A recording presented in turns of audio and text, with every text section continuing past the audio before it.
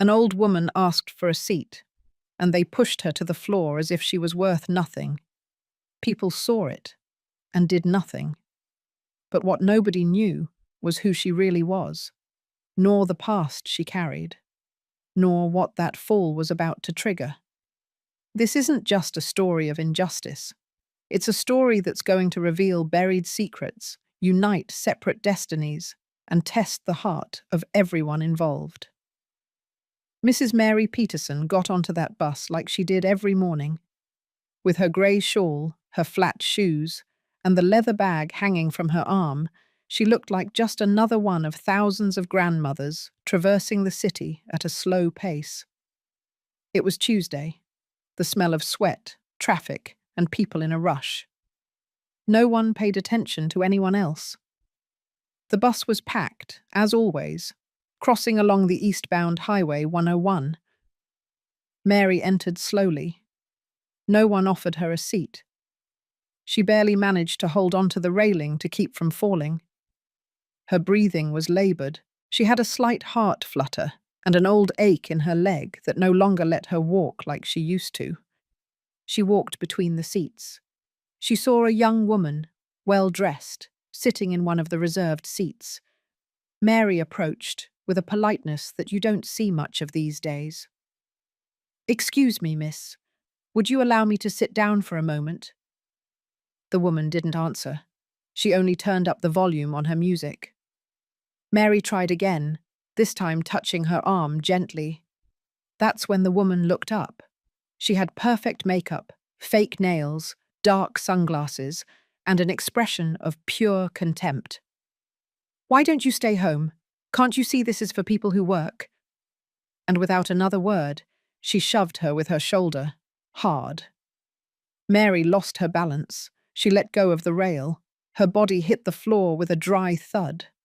No one screamed. No one ran to help her up. Some turned their heads away. Others pretended they didn't see it. No one knew they were witnessing the start of a story that was going to change everything. And if you're here, listening to this, it's because something in you was moved, even just a little. So before we continue, I invite you to subscribe to the channel, hit that notification bell, and leave a like if this story has already touched a part of your heart. And tell me something in the comments. Write the word dignity if you believe no one deserves to be treated like trash just for getting old.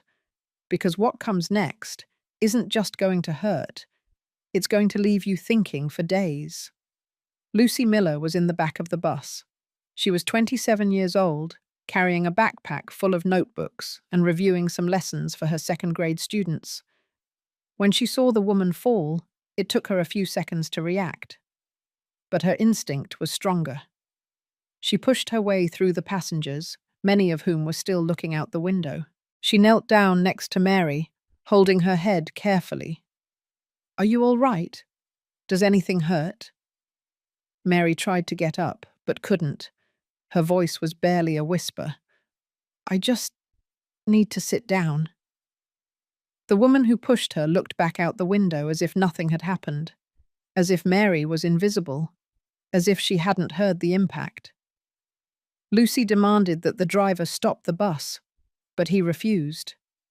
"If I stop here, I'll get a ticket, miss. I can't do it." When they finally managed to reach the intersection with Main Street and Broadway, Mary was gone. She had vanished. Some say she stumbled off at the next stop. Others say someone helped her and she left on another transport. But no one had any certainty. Only one thing was left behind. A leather bag, old, worn, abandoned under the seat where Mary had tried to sit. Lucy picked it up. Inside was an embroidered handkerchief, a couple of mint candies, a rosary, and a notebook. A notebook with names and dates, handwritten, in fine penmanship. And an old photograph, partially burned, where you could make out 2 children, and the incomplete face of a woman. Lucy felt a chill. She didn't know that in her hands was the thread of a story that would drag her deep into the past. To a forgotten truth, to a woman who wasn't who everyone thought she was. and to a family that had lived with a guarded secret for decades.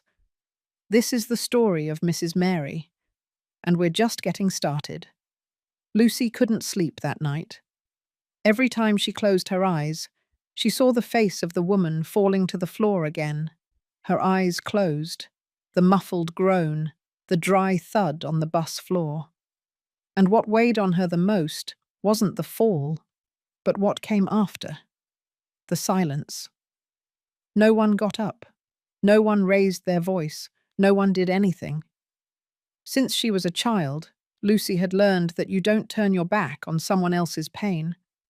Her grandmother always said that you don't have to have money to be a good person. And yet, on that bus full of adults, it was she, the youngest, who had to kneel down, who helped the woman up, who asked for help. And the woman, where did she go? That was what bothered her the most. After helping her to stand, Lucy saw her take a difficult breath. The woman didn't want to wait for the ambulance. She barely murmured that she didn't want to cause trouble and got off at the next stop, walking alone on the sidewalk as if nothing had happened. But she was staggering. She seemed confused. She had trouble keeping her pace. Lucy tried to follow her, but between the cars, the traffic, and the chaos, she lost sight of her when she turned the corner. She walked several blocks looking for her. She asked a hot dog vendor, a parking attendant, a police officer. No one had seen her. No one knew what she was talking about. She returned home with an uncomfortable feeling as if something was missing in her chest. The next morning, she went straight to the nearest hospital, a small one in the South End district, to ask if they had admitted any elderly woman with a possible fall and physical discomfort. Nothing. She went to another further south, in the Queens neighborhood. Not there, either. She even called 2 private clinics. Not a single match. With every rejection, her anxiety grew. Lucy didn't understand how it was possible for a person to disappear like that, in the middle of New York City, in broad daylight, among thousands of eyes that saw nothing. Returning home that afternoon, she decided to write down what she remembered. She sat at the kitchen table, took out her school planning notebook, and began to make notes. Woman between 70 and 80 years old. White hair pulled back. Grey or brown dress. Dark shawl. Old brown leather bag. Very quiet, polite voice. Got off at the corner of Highway 101 and Main Street. Did not reappear.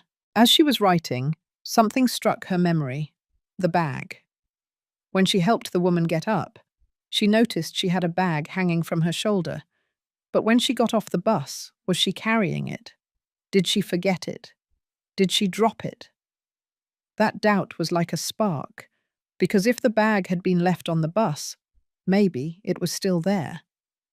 Lucy left the house immediately. She walked quickly to the Route 44 bus depot in the Bay Ridge area. There, among the mechanics, the drivers, and the smell of diesel, she asked for the bus that had made the Highway 101 downtown route the previous morning. "The one at 9:15, said one of the drivers, wiping his hands with a dirty rag. "Yes, Don Julian drove that one." They looked for him. The man was drinking coffee, standing next to a dismounted tire. He was middle-aged, with a weathered face and a tired but attentive look. Lucy explained everything to him, from the woman's fall to her disappearance. Julian nodded his head. He said yes. He remembered that a woman had fallen, that a girl helped her, but he didn't think it was that serious. "So many people get on and off. You can't know how everything ends up," he said, with a hint of guilt. Lucy asked him if he had found a bag. "Wait a minute," he replied, and walked toward the lost and found. 3 minutes passed that seemed like an eternity, until he returned with something in his hand, an old leather bag, worn, with half-broken straps. "Is this it?" Lucy recognized it immediately. It was the same one. She gripped it tightly. The leather smelled of time, of stored dust, of the past. She took it home without opening it. Something inside her told her it wasn't just a forgotten bag. Arriving at her room, she placed it on the bed. She took a deep breath. She opened it carefully, as if something fragile was inside. The first thing she saw was a white handkerchief, hand-embroidered with the initials CDP. Then a worn wooden rosary, and at the bottom, a hardback notebook, wrapped in an antique cloth. She took it out delicately. It smelled of storage, of memories. She opened it, and there, on the first page, in fine handwriting, almost from another time, she read, "Names I cannot forget," and below, a list. Lucy swallowed and turned the page. On the next sheet, taped with yellow tape, was a photograph. A black and white image, slightly burned in one corner. A young woman was visible. It could be Mary, and two children no more than 5 years old. One of them was holding a flower, the other a wooden toy. Lucy felt something tighten in her stomach. She still didn't know what those names meant, nor why someone would carry such an old, well-preserved photo inside a bag that clearly had no value to anyone else. But deep inside, something told her she was about to discover something much bigger than a fall on a bus, and much more painful, because that list wasn't just of names. It was a list of absences, of open wounds, of separated lives, and everything was about to start coming to light. Lucy closed the notebook and held it between her hands as if she were carrying something sacred. The texture of the cover was worn, but still firm. There were no frills, no gold lettering, no decorations. It was an ordinary notebook, the kind sold at any stationery store, but what it contained inside had the weight of a lifetime. She sat on the edge of her bed. Outside, the sun was beginning to set, coloring the sky an orange-grey. Inside the house, everything seemed motionless, in silence, as if it too was waiting for her to turn the page. The list continued, names written in small script, ordered by date. Some crossed out, others underlined. Next to each one, there was a number, possibly an age, and in certain cases, a word: lost, adopted, not located, deceased. Lucy didn't fully understand what she was looking at. Were they relatives? People Mary had known? Or perhaps children? On a loose sheet inside the notebook, she found something else. It was a kind of hand-drawn map, with crooked lines, as if someone had drawn it from memory. There were words written: Yellow House, or Beatrice, Room 2, Laurel Alley. Lucy observed it carefully. The name of a nun, a reference to a house, and an incomplete address. Everything seemed written in a rush, as if it were a memory that had to be captured before it disappeared. She set the notebook aside for a moment and looked at the bag again. Beneath the rosary, she found a small, older notebook, almost illegible. The first pages were blank, but on the back there was a note, written in different handwriting. If something happens to me, let them know I didn't forget. I didn't abandon them. They took them from me.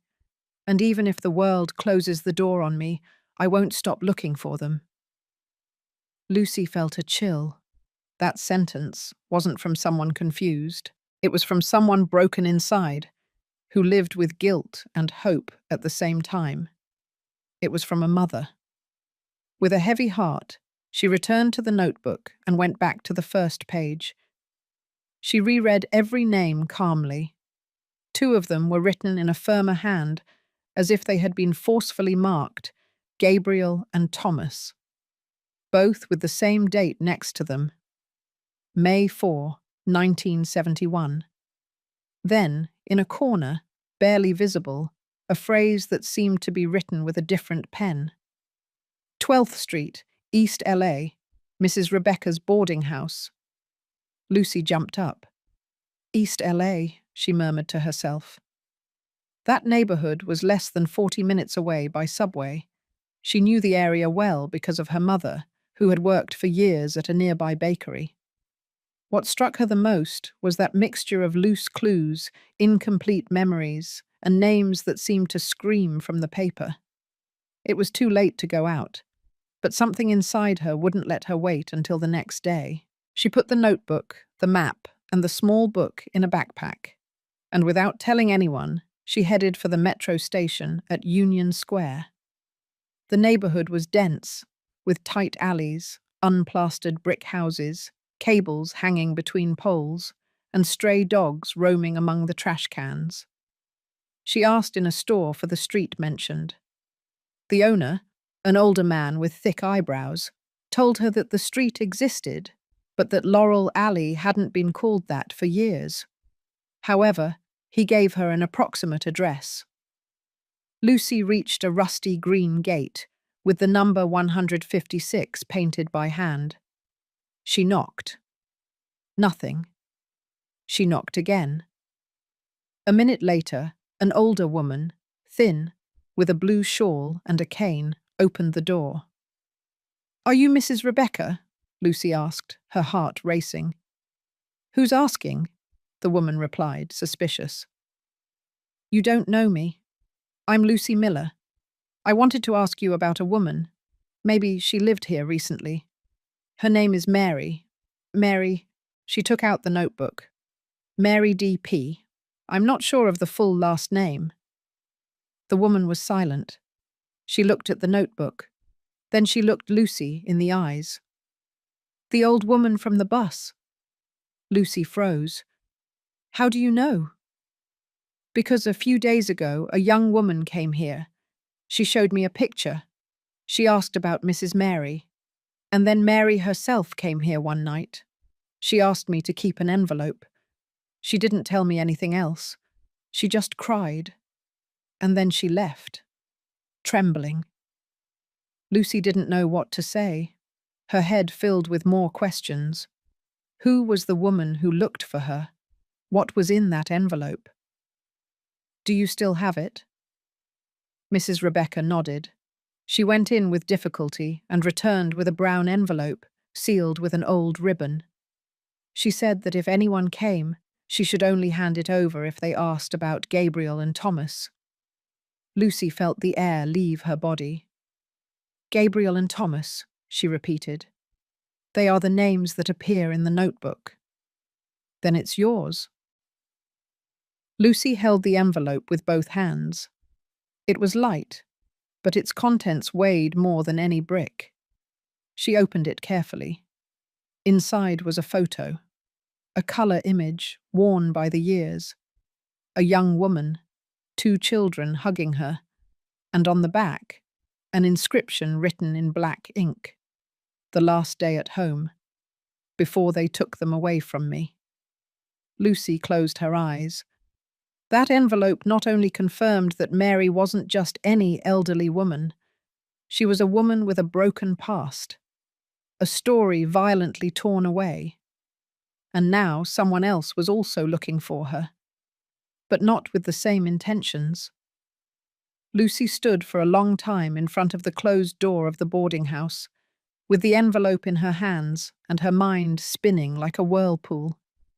The street was almost empty. Only a few children ran by, shouting with backpacks on their backs and the smell of freshly baked bread coming from a nearby kitchen. She pressed the notebook against her chest and began to walk back to the subway, with a certainty she couldn't leave it like that. That woman, Mary, was not just an elderly woman beaten down by the contempt of a stranger. There was something much deeper behind it. When she got home, the first thing she did was sit in front of her old computer, the one that barely turned on, with the internal fan that hummed like a broken blender. She opened a civil records search page and typed the name that appeared in the small book, Mary D. P. She tried different combinations, Mary Della Pena, Mary Duarte Peters, Mary Delgado Parsons. Nothing. She changed sites. She searched in databases for birth, death, marriage certificates. Nothing. Not in New York City, nor in New Jersey State, not even in old records. Then she thought that maybe they weren't full names. Maybe those initials meant something else. She tried searching only for Mary and one of the dates written next to the names in the notebook. The most prominent, May 4, 1971. It was clear that this day held significant weight. It appeared underlined twice next to both Gabriel and Thomas. She entered a digital archive of old newspapers and looked for news related to that day. There was a note about a mass eviction in East LA, in a neighborhood then called the Triumph. It didn't mention names, only that several families had been evicted from an occupied property. Lucy rubbed her eyes. She went back to the notebook. On one of the last pages, written in tight, nervous handwriting, there was an underlined sentence. They erased my name. They erased me from the papers, but not from my memory. That explained everything. Mary no longer existed in any record because she was disappeared from the system. Perhaps due to negligence, corruption, or simply poverty. She didn't have an official name. She didn't have a birth certificate. She had no history in the archives. She only had her notebook. And her pain. Lucy got up from the chair with determination. She took her old cell phone and called a friend, Alex, who worked as an assistant at a public clinic. She wanted to know if there was a way to verify if a woman of that profile had been treated in recent days without needing a full name. "Do you remember the case you told me about?" Alex said when she heard Lucy's voice. "The woman who was pushed on the bus. Well, a woman like that did come here 3 days ago.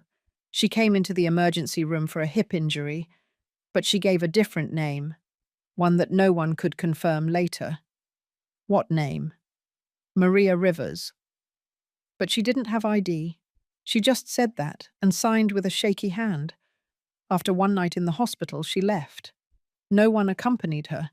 No one picked her up. And in her file, they put down that she was homeless." Lucy felt a knot in her stomach. "And do you still have her file?" "Yes, but it's only 1 page. An entry without follow-up. No one claimed anything. Can I come see it tomorrow? If you come early, before 8 o'clock, I'll show you. But don't tell anyone I let you see it. They're very strict about that here." Lucy hung up. She knew she had to get up early, but she couldn't sleep. She stayed staring at the notebook on the table as if waiting for it to speak to her itself. She read a couple more pages. The annotations became more disorganized as the years went by. There were crossed-out sentences, single words in the middle of blank pages. Lie. They never looked for me. I don't know if they are still alive. I did wait for them. There were watermarks on some pages, perhaps tears, perhaps humidity from some place where she slept outdoors. Near 1 o'clock in the morning, she finally fell asleep with her head resting on the table. And the next day, as soon as the sun came up, she put on a sweatshirt, put the notebook and the envelope in her backpack, and headed for the clinic. Alex was waiting for her at the staff entrance. It was an old building, one that smelled of bleach, cheap medicine, and despair. She signaled for her to enter through a side door. They walked down a narrow hallway to an office with metal filing cabinets. "Here it is," her friend said, taking out a thin folder. Lucy opened it. Name, Maria Rivers. Estimated age, between 70 and 80 years. Reason for admission, fall and hematoma on the left hip. Vital signs, stable. Observation, patient confused, refuses to answer questions about relatives or address. Voluntary discharge signed out on May 14, 6 o'clock 40 minutes in the morning. "That was 2 days ago," Lucy murmured. "And after that? Did no one else hear from her?" Alex shook her head. I asked around. No one saw her leave. We thought maybe she left on foot or took a bus, but no one can confirm it. She disappeared again. Lucy remained silent. She no longer had doubts. Mrs. Mary had been erased from everywhere, from the archives, from the hospitals, from the streets. Only her story remained, and someone had to tell it. But what Lucy still didn't know was that there was someone else who did know that false name, and it wasn't by chance. The clinic clock marked 7:30 when Lucy went outside. The New York City sky was covered by low, dirty clouds, as if it too carried the weight of an untold story. She walked with the notebook safely tucked under her jacket, and the envelope still closed, fearing that time or rain would erase what little remained of Mrs. Mary. As she crossed the street, she couldn't shake an idea from her head. If that woman had used a false name at the hospital and had disappeared again, she must have had a very clear reason for doing so. No one who isn't running invents their name twice. No one who hasn't been hurt multiple times avoids being found with such firmness. Back home, she checked the last annotations in the notebook again. It was then that she noticed a page almost hidden between thicker ones. On it, handwritten in pale blue ink, was an incomplete address. Mrs. Rebecca's boarding house, St. Augustine Alley and East LA. The date accompanying the note was just 2 weeks old. Lucy knew that kind of data isn't written without reason. If Mary had been there, perhaps someone in that place would know something more, some detail about where she went afterward or why she was so scared. Without wasting time, she changed her clothes, tied her hair back, and took the subway to the New Lots Avenue station. From there, she walked through alleys, asking neighbors until a woman selling tamales pointed her to a rusty gate with a small hanging plaque that read, R. Parsons Boarding House. She rang the bell with some fear. Several seconds passed before a small window in the door opened, and an older woman, with a thin face and deep eyes, observed her from within. "What are you looking for?" "Good afternoon. My name is Lucy. I'm looking for information about a woman who may have lived here recently. Mary, an elderly woman, thin, with white hair and a dark shawl." The woman didn't answer immediately. She seemed to be sizing her up with her eyes, as if trying to figure out if she was lying or telling the truth just by looking at her. "Many people have lived here," she finally said. "Does she have a last name?" Lucy took out the notebook and showed her the annotation. "This is all I have." The woman looked at the notebook, then lowered her gaze and sighed. The woman who always wrote in the early mornings? The one who talked to herself? Yes, she was here. Lucy felt an electric shock run down her spine. "Do you know how long she lived here?" "Almost 3 months. She rented a small room on the second floor. She paid on time, quiet, very clean. She didn't bother anyone. But recently, one night, she arrived very nervous. She packed everything in black bags and left without saying where. She only left a note on the mattress. What did it say? "Thank you for the roof. Sorry for leaving like this.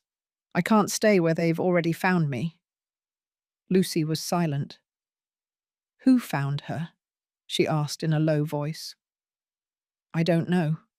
But days before, a very haughty woman came, one of those who smell of expensive perfume, asking for a woman named Maria Rivers. She said she was a relative who had mental problems and was coming for her. I didn't believe a word of it." "And did Mary find out?"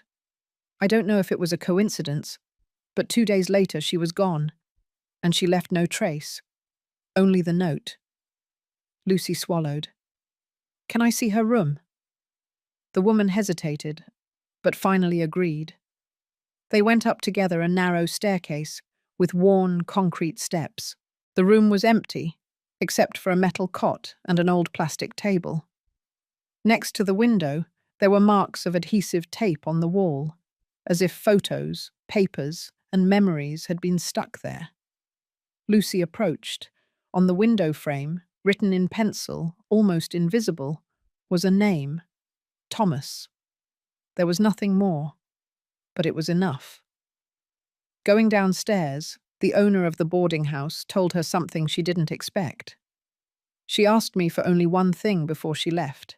She told me that if someone good, someone with a truly good heart, looked for her, I should give them this. She took a small blue cloth bag, tied with a ribbon, from a drawer. Lucy took it carefully and opened it. Inside was a small, rusty key and a folded piece of paper. The paper said, "What I have left is hidden. No one touched it for years. If you made it this far, it's because there is still someone willing to understand." Lucy left there with the key clenched in her palm. The wind hit her face as she walked down the street, with the certainty that she was getting closer to something big. But she wasn't alone.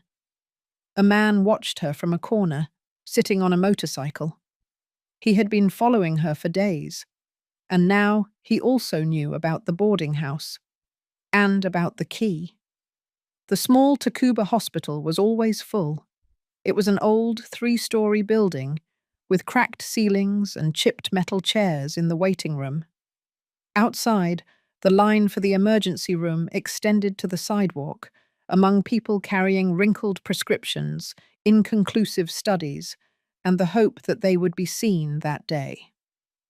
That morning, around 6:20, an elderly woman crossed the main door alone. She walked with difficulty, a slight limp in her left leg and her shawl incorrectly placed. Her face was pale, her lips dry, and her gaze distant. She didn't have ID, nor a wallet, nor a cell phone, only the clothes she was wearing and an expression of weariness accumulated over years. When the security guard asked for her name, she hesitated for a second. Then, lowering her voice, she replied, "Maria Rivers." She said it without looking up, as if she didn't want to fully claim the name. The man wrote down the information and gave her a ticket. An hour later, she was called by a young doctor who immediately noticed that the woman had signs of a hip injury and dehydration. She asked her what had happened. "I tripped on the sidewalk," she replied. "Do you live alone?" "Yes." "Do you have any family we can contact?" "No, I'm fine alone." The doctor tried to insist, but the woman closed her eyes and answered no more questions. She was admitted for observation. Her hip was not broken, but the hematoma was deep and her blood pressure was dropping at times. During that night, she didn't speak to anyone. She didn't ask for food. She didn't turn on the television in the room. She just stared at the ceiling, as if she was waiting for something, or someone. The next morning, before the first shift change, she got up without making a sound. She dressed slowly, folded the blankets, and left the bed made. On the nightstand, she placed a $100 bill and a sheet torn from a prescription pad. "Thank you for the care. I have to go. I'm not sick in the body, only in the past." And she left. No one noticed her leaving. No one stopped her in the hallways. In the log, it was only recorded that she left with a voluntary discharge. No one accompanied her. No one claimed her. Some nurses later commented that she seemed lost. Others said no, that that woman knew exactly where she was going, that she had the eyes of someone who has walked many times without direction, but not without reason. 2 blocks after the hospital, she entered a bakery and asked for a sweet roll. She didn't have coins, so she handed over the $100 bill. The young man at the counter, surprised by her slow and antique accent, tried to strike up a conversation, but she only said, "Do you know if there is a room for rent around here? A small one." He thought for a moment and remembered that his aunt lived alone in a boarding house at the end of Watmock Street. He wrote the address on a napkin and gave it to her. She put it in the pocket of her shawl, took her bread, and left without saying more. What that young man didn't know, what no one knew at that moment, was that that elderly woman had already lived in that same neighborhood, that this path was not new to her, that every street, every corner, every utility pole had a memory imprinted that only she could see. Meanwhile, in East LA, Lucy reviewed the key that Mrs. Rebecca had given her over and over again. It was small, of opaque brass, with the initials CDP artisanally engraved. She tried to find some reference in the notebook, but she didn't find any direct mention of a storage unit, house, or safe. Only some loose phrases. If something happens to me, let them open where fear slept. I hid what I couldn't scream there. Lucy sat down to review everything from the beginning. The notes, the names, the addresses, the details. Something was escaping her. The key was in some point she had already seen, but hadn't known how to read. She returned to the boarding house. She knocked hard on the door. Mrs. Rebecca opened it, surprised to see her so soon. "Did Mary happen to mention any place where she kept things from the past?" Lucy asked abruptly. "Something that wasn't here." The woman thought for a second. Once, when she arrived, she asked if the house still had the old storage room, the one behind the patio. I told her no, that we covered it up years ago, but she insisted. She said that what you bury, sooner or later finds a way to come out. It seemed strange to me. "Can I see it?" They both walked toward the back patio. At the back, under some rusty sheets and old boxes, there was a cracked concrete cover. Mrs. Rebecca knelt down, pushed one of the boxes aside, and exposed a small lock. Lucy took the key from her backpack. Her hands were shaking. She inserted it. She turned it once. The click was soft, and the cover gave way. A smell of dust, wood, and confinement immediately emerged. The light from the patio barely reached the interior. It wasn't large, just a cavity like an underground pantry. Inside was a cardboard box, lined with navy blue cloth. Lucy took it out carefully and placed it on a table in the patio and opened it. The first thing she saw was a notebook like the previous one, but much older. On the first page, a full name written in red marker, Mary Della Penna. Now she had her full name. Now everything was going to start for real. But at the bottom of the box, there was something else, a cut-out piece of newspaper, with a photo, and a face that Lucy had seen before. Not in the notebook, not at the boarding house, but on the bus, the day of the push, the face of the woman who knocked Mary to the ground. Patricia. And below the photo, a brief note. Daughter of Gabriel D.P., real estate mogul. Lucy froze. Without wanting to, she had just found the first real clue to the past, and a connection that no one had imagined. The name Gabriel D.P., printed under the newspaper photograph, floated in Lucy's mind like a bell that had just rung loudly. The photo showed Patricia at a business event, next to an elegant man with grey hair, a forced smile, and a harsh gaze.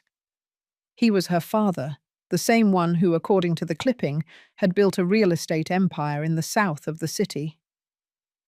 Lucy looked at the old notebook again. The name Gabriel was there from the beginning, written on Mary's list, with the date May 4, 1971 next to it.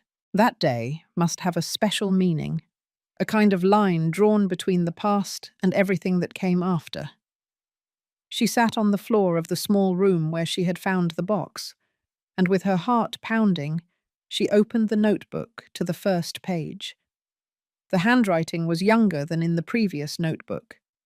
The sentences were well traced, firm, as if the person who wrote them still had strength and hope in their body.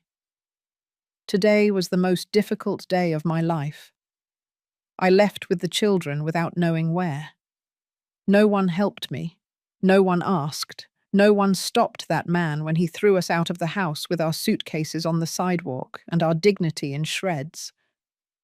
I don't know what we'll do tomorrow, but for today, we are still breathing. Gabriel asked me if we are going to sleep in a bed tonight. I didn't know what to tell him. The date at the bottom of that annotation coincided exactly with the newspaper clipping. That very same May 4th, 48 years ago. Lucy swallowed and continued reading. Thomas won't stop crying. He has a fever, but I don't have money for medicine. This city is too big for a single woman with 2 children. I don't want to go back to the town. There's nothing there. They also turned their backs on me there when I came back pregnant. They told me that a woman who doesn't know how to keep her husband won't know how to take care of children either. They told me that looking me in the eye, without disgust, only with contempt. My mother lowered her head. My father didn't even come out of the kitchen. The words were knives. They were from someone who had nowhere else to go and still refused to give up. Lucy turned the pages slowly, like someone opening a wound but needing to see what's inside. Today, I met a lady named Henrietta. She offered me to sweep the floor of a diner for a few dollars. I accepted. We slept on the rooftop of a building under construction. We covered ourselves with the shawl. Gabriel told me he heard someone crying in the early morning. I told him it was me, but only for a little while. He pretended to be asleep, but he squeezed my hand harder. I can't do this anymore. Thomas has a cough, and his throat won't stop burning. I asked for help at a relief centre, but they told me they can't take us without papers. I don't have a birth certificate. I don't have a social security card. I have nothing. Only fear. They told me maybe the convent on Guadalupe Street can take them for a while. I don't know. It breaks my heart to think about leaving them there. But I have no option. That sentence marked the end of an era. In the following pages, there was no more talk of the children, only of the search, of the cold, of the years that began to pass without anyone answering. Today, I returned to the convent. They told me the children are no longer there, that they were handed over to a family. I asked what family. They told me they couldn't give me information. I screamed. They made me leave. I knelt on the sidewalk. No one stopped. I stood up with the notebook in my hands and swore I would find them, even if I had to live 100 years. Lucy felt a lump in her throat. She went back to the box, looking for more clues. There were a few more objects. A handkerchief with embroidered initials, GT, an empty perfume bottle, with the glass broken on one side, and one more envelope, wrinkled, with another cut-out piece of newspaper.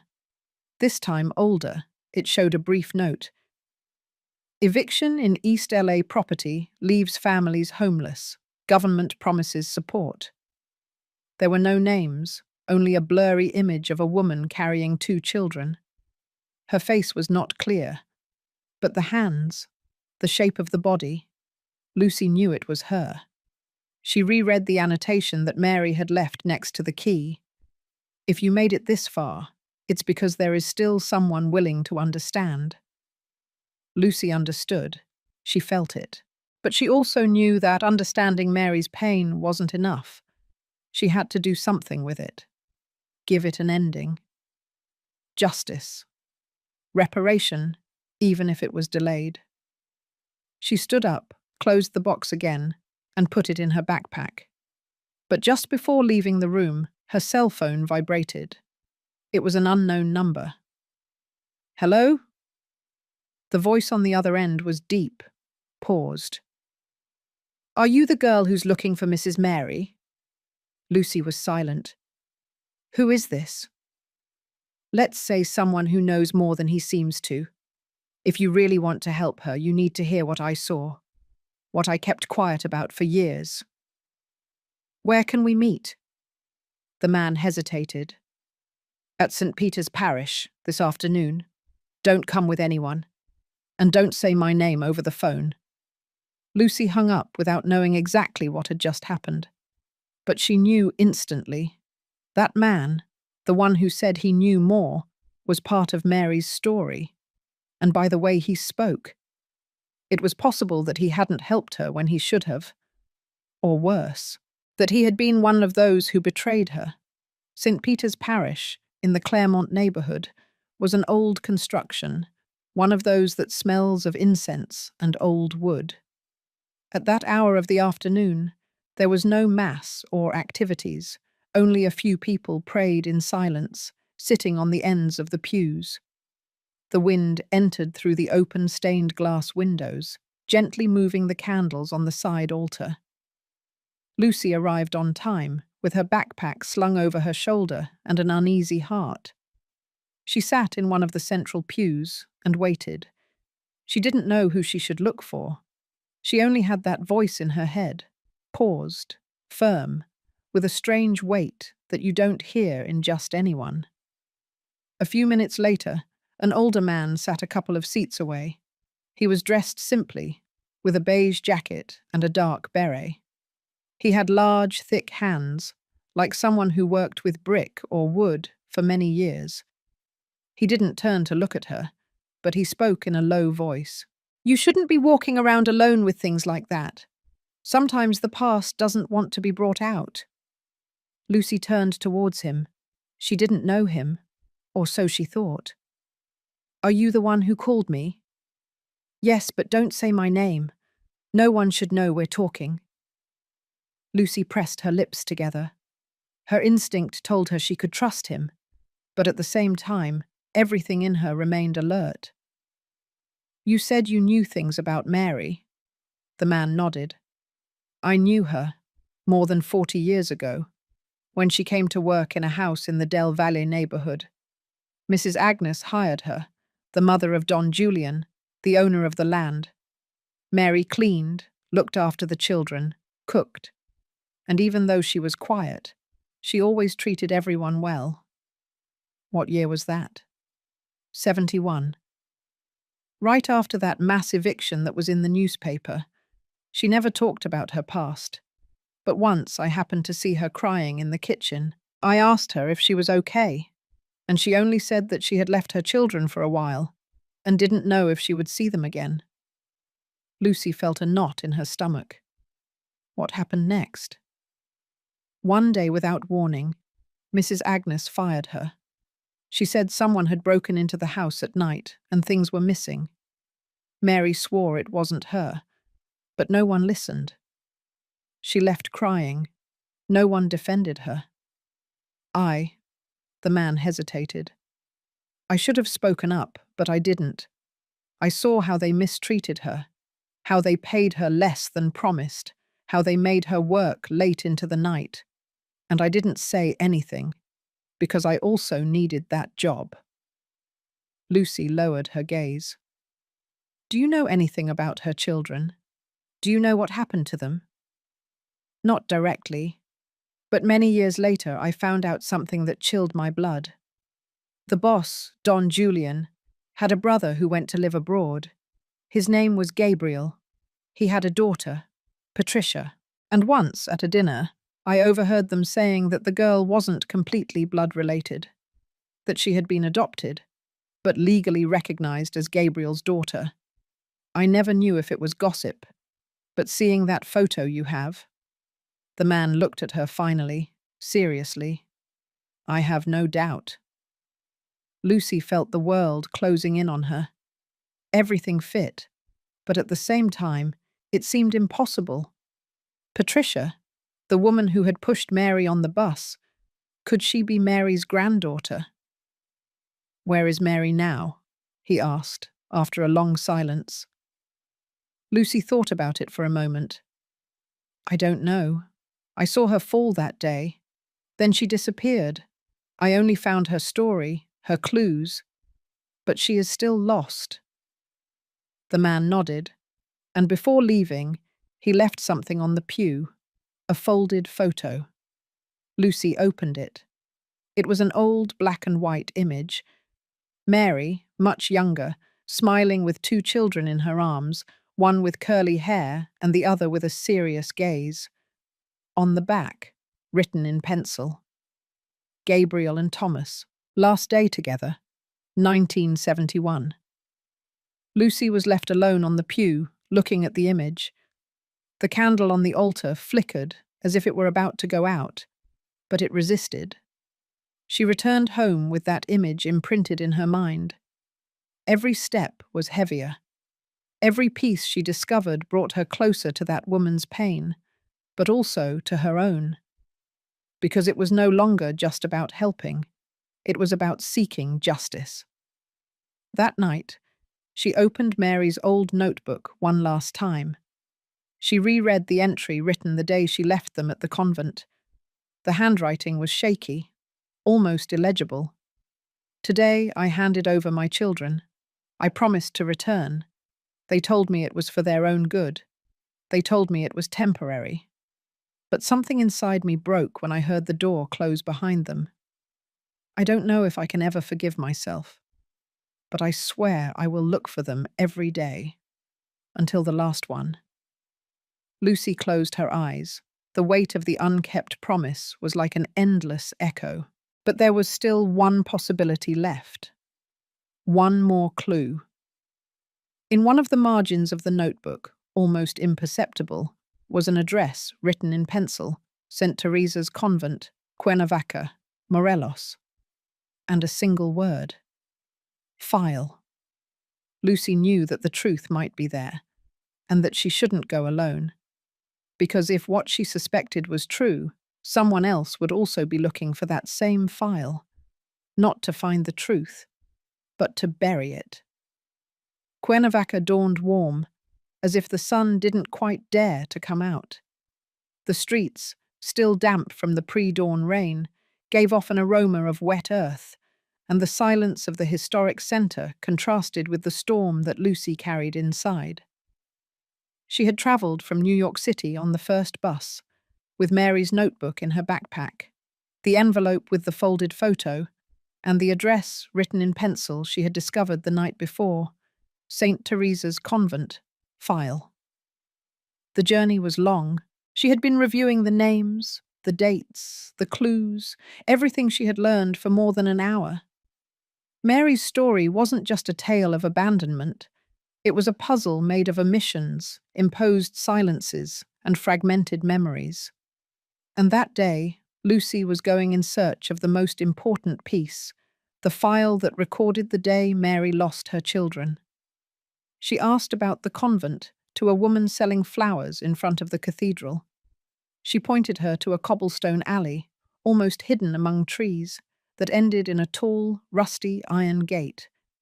Behind the gate, a modest building with white walls and windows with thick cloth curtains. At the entrance, an old bell hung from the frame. Lucy pulled the rope. After a few seconds, a short nun, elderly and with a kind face, peered out through a small side door. "Yes, my child?" "Good morning, I'm Lucy. I'm looking for information about a woman who brought her children here many years ago. Her name was Mary Della Pena." The nun lowered her gaze as soon as she heard the name. She didn't say anything for a long moment. "That story, it is not new to us." Lucy frowned. "Then you did know her?" The woman nodded slowly. "I was a novice when she came. I remember her face. She came with two children. One was carrying a teddy bear in his arm. The other held her skirt so tightly it was hard to walk. She cried without crying. You could tell she didn't want to leave them, but she had no other option." "Were the children given up for adoption?" "Yes, but not immediately. They were here for just over a year. Mary came every week. She brought bread, clothes, toys. She spoke to them from the other side of the fence because she was not allowed direct contact. Even so, the children knew she was their mother. They called her Mama Carmencita." Lucy squeezed the notebook in her arms. What happened next? "One afternoon she stopped coming. Then we heard that she had become ill. No one else visited them. And one day, A foreign couple came with papers from the Child Services Agency and took them away. We couldn't do anything. The orders came from above. Do you keep any records? A sheet? A photo? Anything? The nun hesitated. The old files were moved to the diocesan archive. But there is something else. Something that was left here by mistake. Come, follow me. She led her down a narrow hallway to a room that smelled of locked-up wood. She opened an old wardrobe full of dusty folders. She took out a flat box made of hardened cardboard. Inside, a pile of photographs, all in black and white, some torn, others barely visible. Sometimes we took photos of the children to have a record of their admission. Not all of them are preserved, but this was the only one someone tried to destroy. She took out a folded image with a burned corner and ragged edges. Lucy took it carefully. In it, Mary appeared sitting on a bench, with Gabriel on her right and Thomas on her left. The expression on her face was hard to read. She seemed at the same time resigned and clinging to them with all her soul. But someone had tried to erase that image. Mary's face was scratched, and on it there were black ink marks. Who did this? We never knew, but someone returned for the photo some time later. An elegant woman in a dark dress and a foreign accent. She said it was part of a family investigation. We were not convinced, and we hid the image. Lucy held it up to the light. The damage was evident, but the children's faces were still recognizable. Furthermore, the child on the left was the same as the press photograph where Gabriel D.P., Patricia's father, appeared. There was no doubt. Mary's children were adopted, and at least one of them became a business tycoon, one who never looked back. Can I take it? You shouldn't, the nun said. But if this story is going to heal something, then yes, my child. Take it. Lucy thanked her in silence. She left the convent feeling her heart beating against her chest as if it were about to burst. That image was the proof, the direct connection. Mary had not invented anything. She was not confused. She was not exaggerating. She had lost her children due to a cruel mix of poverty, bureaucracy, and abandonment. And now her granddaughter, the woman who pushed her on the bus, was part of a family that had perhaps hidden all that past. As she walked down the cobblestone street, she felt someone watching her. She turned around discreetly.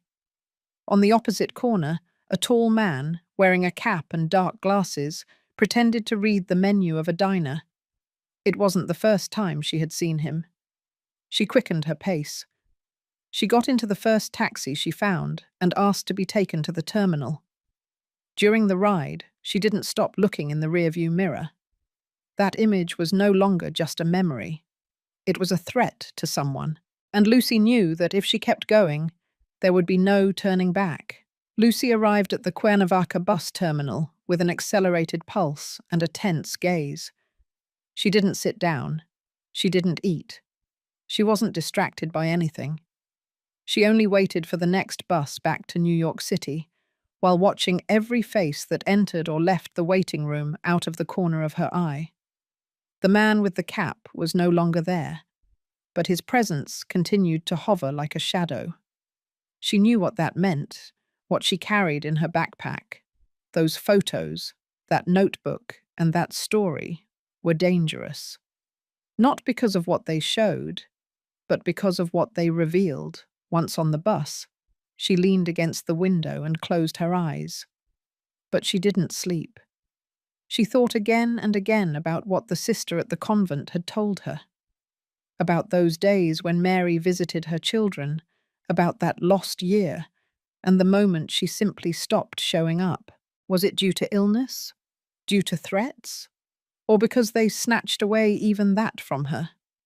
The key was in that dark period. Upon arriving in the city, she took a shared van directly to the Seabreeze neighborhood where her uncle lived, who had worked for years in the Child Services Agency archives. He was old, almost blind, but his memory was still intact. If anyone knew how to track a file that no longer existed, it was him. Don Matt received her with the usual surprise, but without asking too many questions. He listened carefully in silence, while Lucy explained what she was looking for: a record of adoption, transfer of custody, or at least a clue about where Gabriel and Thomas had been sent after leaving the convent. "Not many files survived the changes in government, my child," he said, stirring his coffee with a spoon that clinked against the cup. "But there was one that was kept separate for a long time. Our Lady of Sorrows Orphanage in the Moctezuma neighborhood. They took in children of all kinds there. Some came with papers, others did not." "Is it still operating?" "No. They closed it years ago. There was a fire. It was said to be an electrical failure, but there are those who are sure it was arson. Many records were lost." Lucy felt an emptiness in her chest. "Where exactly is it?" 17th Street, between the abandoned bakery and a wall with graffiti. It doesn't have a sign, only a rusty blue gate. Lucy went that same afternoon. The Moctezuma neighborhood was a labyrinth of straight streets, old houses, and half-closed businesses. Upon arriving at the designated place, she recognized it instantly: the blue gate, the cracked walls, the broken windows. No one seemed to live there, but there was a thick air, as if time had stopped right before a tragedy. She jumped the side fence with effort and walked through a neglected patio covered in weeds. The internal doors were all open. There were rusty beds, burned desks, and remnants of papers scattered on the floor. In one of the rooms, she found a charred wardrobe. Among the carbonized remains, a folder was almost intact, protected by thick plastic. She took it with trembling hands and opened it. Inside, there were pages stuck together, but on one of them she could still read: "Admission, Gabriel and Thomas D.P. Estimated age, 6 and 4 years. Date, July 17, 1972. Origin, St. Teresa's Convent, Cuernavaca. Observations, united siblings, biological mother, no contact for 3 months, emotional state, unstable, destination, International Adoption Center, transfer requested by private intermediary." Lucy felt her heart stop. They weren't just 2 children handed over. They had been separated from the country, handed over to an external party. Who was that private intermediary, and why? By what right? She continued searching among the papers and found one more sheet. It was wrinkled, folded in 3, as if someone had wanted to hide it. Letter from the biological mother. "I, Mary Della Pena, did not sign any authorization for my children to leave the country. They told me it was temporary, that I could see them once a month. They never told me they would take them away. I want to appeal this decision. I want to get them back." There was no signature, only a fingerprint at the end, that of someone desperate. Lucy put the documents in her backpack, with tears in her eyes. That was the proof of everything. Mary never abandoned them. She fought. She wrote. She pleaded. But no one listened to her. And now, after so many years, that truth was beginning to emerge. But she wasn't alone. As she left through the back patio, a silhouette appeared in the shadows. It was the same man who had followed her in Cuernavaca, this time without glasses, without a cap. His face was hard, his hands hidden in his pockets. "You have enough now," he said in a dry voice. "Leave this for your own good." Lucy looked him straight in the eyes. "Who are you?" The man didn't answer. He just advanced a step. "This is no longer about you, kid, nor about that woman. There are things that should remain buried." Lucy squeezed the backpack against her chest. She took a step back, then another, until she managed to run out through a crack in the collapsed wall. She ran without looking back. That night, back home, she locked doors and windows. She didn't turn on the lights. She knew she was in danger, but she also knew that she could no longer stop. Mary's story was real, and it had to be told. But first, she had to find someone who could help her protect herself. And there weren't many people she could trust. Only one. A man who had seen her fall years ago, and who had also remained silent. Lucy woke up early, although she hadn't really slept. The documents rescued from the orphanage were still on her table, open, spread out like a wound that wouldn't close. The sheet with Mary's fingerprint weighed more than any evidence, more than any photo. It was the silent proof of a mother who had been forcibly separated, ignored by the system, used, and then discarded. What she still couldn't understand was how the children had ended up in the hands of such powerful families. Who had managed that international adoption? Who benefited from Mary's silence? And why, after so many years, was someone still so interested in burying the truth? She thought about the face of the man who had followed her, his threatening tone, and the way he seemed to know her every move. And then she remembered someone. Don Ernest, the old neighbor from the boarding house in East LA. He had mentioned knowing Mary in his youth. He had said they worked near each other, that they shared a street and silences. And above all, that he knew things. Lucy hadn't fully understood what he meant at the time, but now everything took on another meaning. She left the house without breakfast. The sun barely warmed the wet sidewalks of the neighborhood, and the air smelled of freshly baked bread. She took 2 shared vans, crossed a part of East LA on foot, and arrived in front of the boarding house with the green gate where Mary had lived for a while. The door was ajar. She knocked gently. "Don Ernest?" she called. "Do you remember me?" From the back of the hallway, a thin man, with an argyle sweater and a wooden cane, poked his head out with tired but lively eyes. "Of course, Miss Lucy. It's been days since you were last here. I thought you had given up." "Never," she said.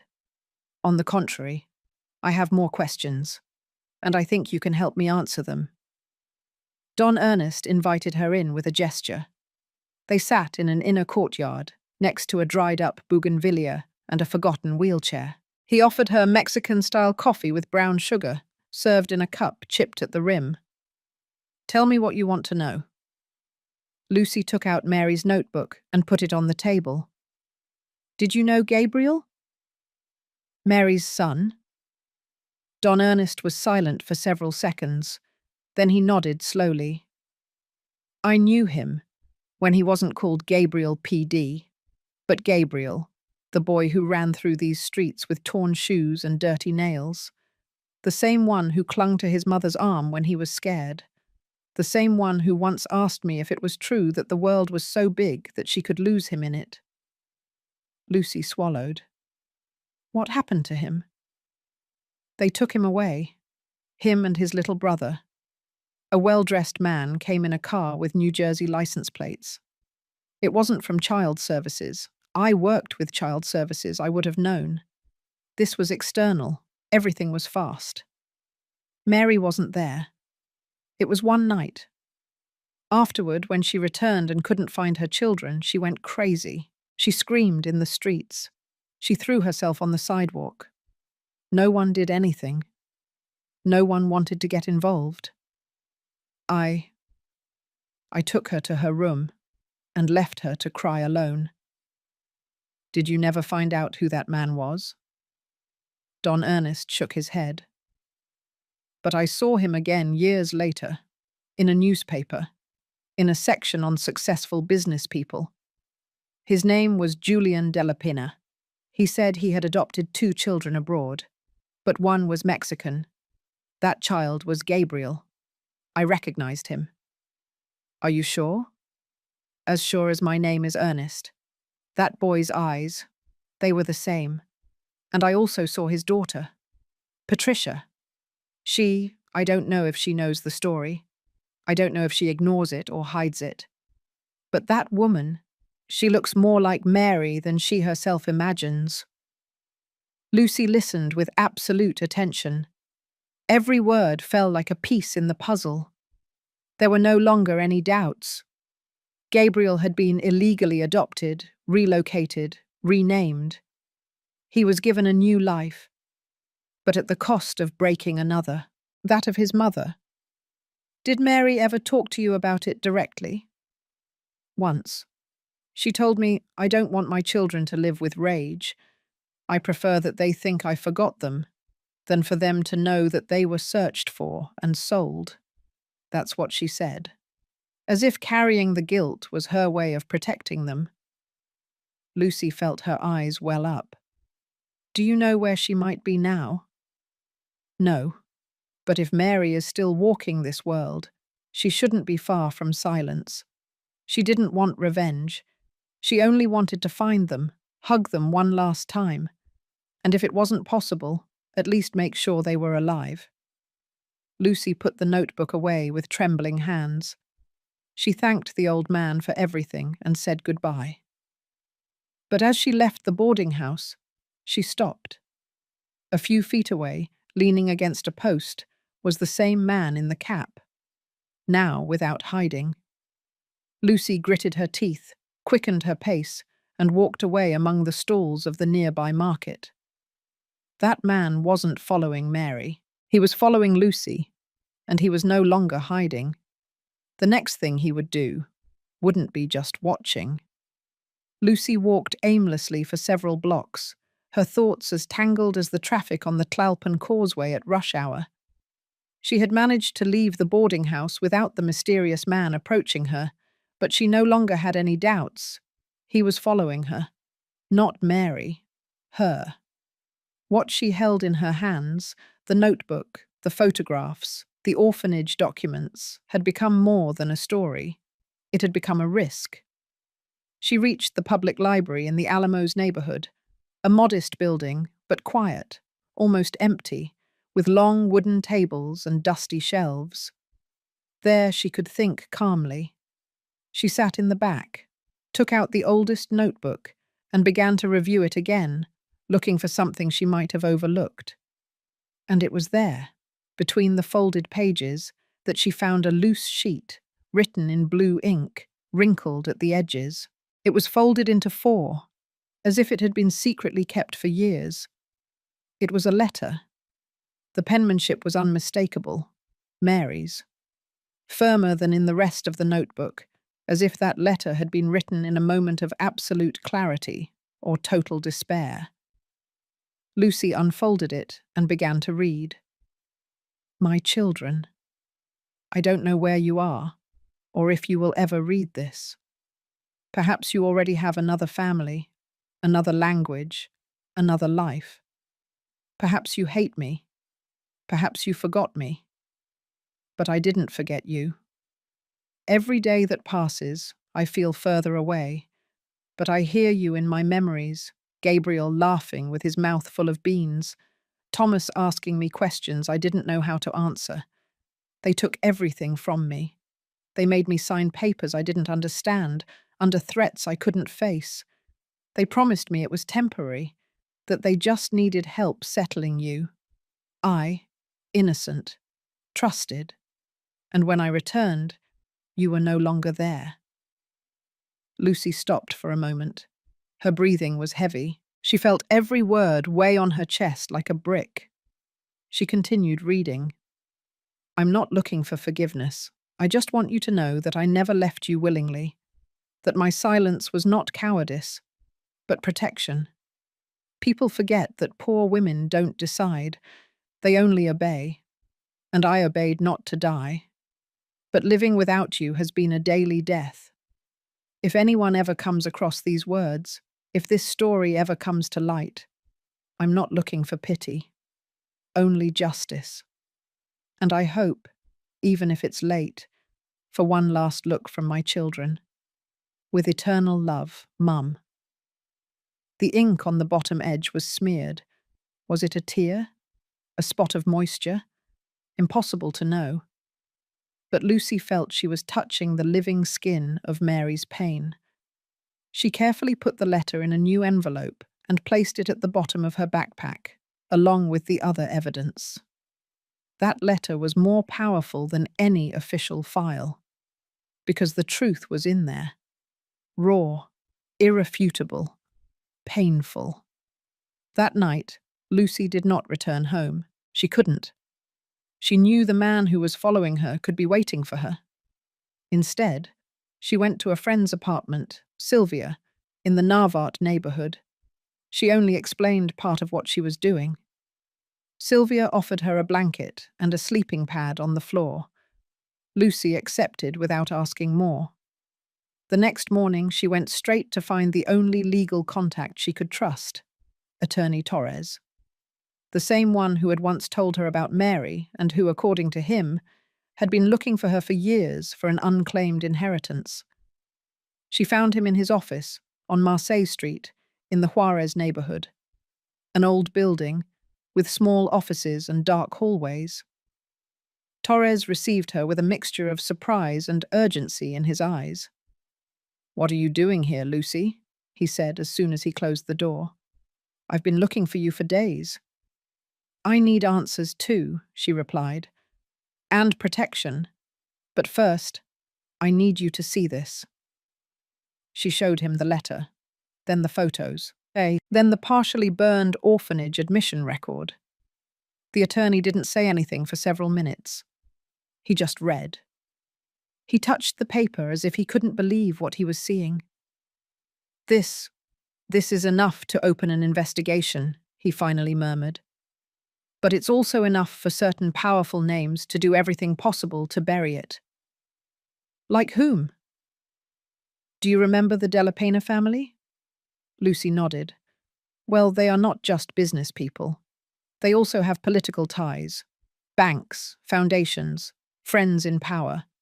And what you have here not only reveals an illegal adoption, it reveals that they built a fortune on a lie, on a theft." Lucy swallowed. "So what do I do?" "I protect you, but I need to know something. Are you going to see this through to the end?" Lucy looked him in the eyes. "Yes, for Mary, and for the children who have been searching for her without knowing it." The attorney sighed. "Then be prepared, because this is just beginning." At that moment, his assistant knocked on the door. She entered quickly with a worried expression. "Attorney, there's a man asking for you. He didn't give a name, but he says he's from the Della Pena family, and he wants to talk. Now." Torres and Lucy looked at each other. They didn't say a word, but they both understood the same thing. They had been found, and this time, they hadn't come to talk. Lucy and Attorney Torres remained in complete silence after the assistant closed the office door. Outside, the sound of firm and deliberate footsteps approached along the carpeted hallway. Neither of them moved. Both knew they couldn't afford a mistake. The man who appeared before them was not the same one with the cap, but he carried the same air, that kind of presence that commands with just an entrance. He was tall, with a sharp face, slicked back hair, and an unwrinkled dark suit. His smile was more of a threat than a courtesy. "Good afternoon," he said, addressing Torres directly. "My name is Robert Seren. I'm external legal counsel for the Della Pena family. I just came to ask a few questions." Lucy stood up immediately. "What do you want?" "Calm down, young lady. I just came to clear up certain rumors. It's said that you have been collecting sensitive information that involves names that shouldn't be on just anyone's lips." Torres interrupted. "If you have something to say it clearly. This is a legal office, and you are here without a formal appointment." Robert looked down at the open folder on the desk, where Mary's letter, partially folded, stood out. "I didn't touch it. I didn't need to. I'll just say this. What you are looking for, if it continues to progress, could drag a lot of people down. Not everyone is willing to see their story rewritten. Some of us prefer things to stay as they are, for everyone's good, especially yours, Miss Lucy. Torres took a step forward. Is that a threat? Is that advice? Robert turned around and left without waiting for an answer. Lucy, still standing, felt a tremor run through her legs. It wasn't fear, exactly. It was something colder, something that told her she was no longer in a game of emotional revelations. She was touching the core of a network of secrets that for decades had been protected with power, money, and silence. Torres sat down again, running a hand over his face. We have to move fast. If these people have already shown their face, it's because they know we are close to something they cannot allow to be published. Lucy nodded, although her voice was lost. What I don't understand, she finally said, is why everyone is looking for Mary, but no one knows where she is. What if they did something to her? That's what worries me the most, Torres said.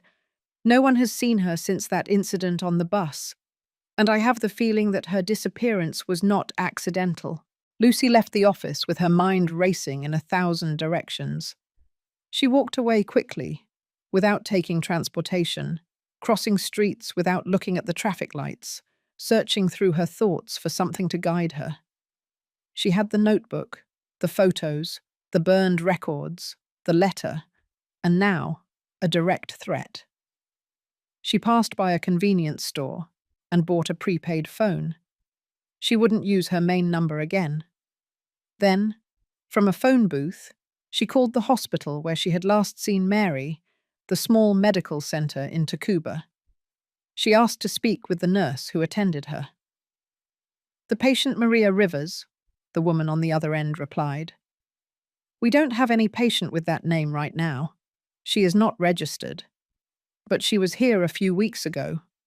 Old, thin, she wore a dark shawl. She left without notice." "Oh, yes. I think I remember her. But she didn't come back, and no one came to ask about her. Although, wait." There was a long pause. Then the voice returned with a lower tone. "A man came a few days ago asking about her. He said he was her nephew. Very polite, dressed in a suit. He left a number for us to contact him if she returned. But I didn't like something about him. He didn't seem like family. He seemed something else." Lucy asked for the number. She pretended she was the woman's niece, that she needed to contact her. They dictated an 8-digit line. It had no name, no address. That night, she returned to Sylvia's apartment. She told her the bare minimum. She said Mary was in danger, that she had to find her before others found her first. "What if they already found her?" Sylvia asked, her voice barely audible. Lucy didn't answer. She got up in the middle of the night and turned on the lamp from her backpack. She took out the notebook one more time. She checked every page looking for something she might have missed. It was then that she saw a folded piece of paper at the bottom of the inner pocket, barely bigger than a card, worn, with smeared ink. It was a receipt from a pharmacy in San Miguel, California. Date, 4 days ago. Lucy froze. How had that receipt gotten there? Did Mary save it? Did someone else leave it? Was it a mistake? She couldn't know. But she did know one thing. If there was a minimal possibility that Mary had been in San Miguel, she had to go. And if she didn't find her there, she probably wouldn't find her ever again. Patricia Della Pena's house in the Bel Air neighborhood was the complete opposite of the world Mary had inhabited. High ceilings, Italian marble, windows overlooking the garden, a magazine kitchen, and a silence so controlled that even the air seemed rehearsed. But that morning, that order had been broken. Patricia was pacing back and forth in the study, barefoot, her hair loose, and her hands freezing. Her eyes were swollen, but not from crying. but from not sleeping. Since that day on this bus, something had changed inside her, even if she didn't want to admit it out loud. At first, she ignored it. She buried it. She was just an old woman, she told herself. Just another one getting in the way on public transport. But what haunted her afterward wasn't the push, nor the faces of the other passengers, nor even the contempt of people when they found out about the incident. It was the look. The exact seconds when that woman, on the floor, looked at her with moist eyes, not of physical pain, but of something deeper, disappointment, recognition. And then the nightmare began. First there were the dreams, then the comments in her social circle. Then the news leaked by the local press. In a matter of days, she lost the contract with the agency she worked for. Neighbors began to treat her with disguised pity. And her father, who had worked so hard to build an impeccable image of the Della Pena family, barely spoke to her. A week after the incident, Patricia received a call from the family law firm. It wasn't a conversation. It was an order. Stay out of it. Don't open your mouth. Don't answer anything to anyone. And if anyone asks about that woman, you don't know who she is. Patricia obeyed. But something was stirring inside her. Until an envelope appeared under her door. No return address. Inside, a single photograph. Her, pushing the elderly woman on the bus, frozen at the exact moment Mary's body collapsed to the floor. And a word, handwritten, in red ink. Do you recognize her? That day she began to look for answers on her own. First, she contacted an independent journalist, then a former Child Services Agency employee who put her in touch with a woman who had worked at the convent in Cuernavaca. And little by little, as she asked questions, always discreetly, the name Mary Della Pena began to appear more frequently. What made her stop dead was not suspicion, it was confirmation. One night, rummaging through her father's old papers, hidden in a locked filing cabinet, she found a folder with old documents, contracts, records, and a sheet more yellowed than the others. A certificate of adoption for a 6-year-old boy, dated 1972. Original name, Gabriel D.P. Her father. She read it 3 times. She felt the floor moving beneath her feet. Mary, was she her grandmother? The dizziness forced her to sit down. She couldn't cry. She couldn't scream. She only thought of that look on the bus, that look of someone who recognized and who was not allowed to speak. Then she understood. Mary had looked at her not as a stranger, not as a rude young woman on public transport, but as a part of her, as a granddaughter. And Patricia pushed her to the floor without knowing she was rejecting her own blood. For the following days, she couldn't eat. She barely slept. She avoided her father. When she saw him, she only remembered that sheet in her hands, that name hidden for decades. And then the second envelope appeared, this time with a copy of the torn letter Mary had written to her children. Patricia read every word with her heart in her throat. There was no hatred in the letter, no demands, only a desperate plea to be remembered. Patricia sprang up from her bed. She went straight to her closet. She took out an old backpack, packed cash, comfortable clothes, a notebook, and tiptoed down the stairs. Outside, the sky was beginning to turn red. She took a taxi to the North Bus station. She asked for a ticket to San Miguel, California, because if that woman was still alive, she had to find her before she died without answers. But she didn't know that someone else was already on their way, and that not everyone wanted Mary to be found alive. Lucy arrived at the observatory bus terminal at dawn. She had decided to travel alone to San Miguel, California. She didn't notify Attorney Torres or Sylvia. She didn't even leave a note, not out of distrust, but out of instinct. Something inside her told her that this stretch had to be travelled in silence. The pharmacy receipt wasn't just a clue, it was a presence. Mary had been there, alive, just 4 days ago. And if someone else knew it, like that man in the dark suit who threatened her in the office, then time was against her. During the 4-hour journey, she couldn't sleep. She reread the torn letter, mentally reviewed the names that appeared in the notebook, and looked again at the burned photograph she still kept. Mary, Gabriel, and Thomas. It was no longer just about knowing if she was alive. It was about finding her before they silenced her again. And this time, forever. She arrived in San Miguel with a closed stomach, but a determined heart. The first thing she did was visit the pharmacy from the receipt.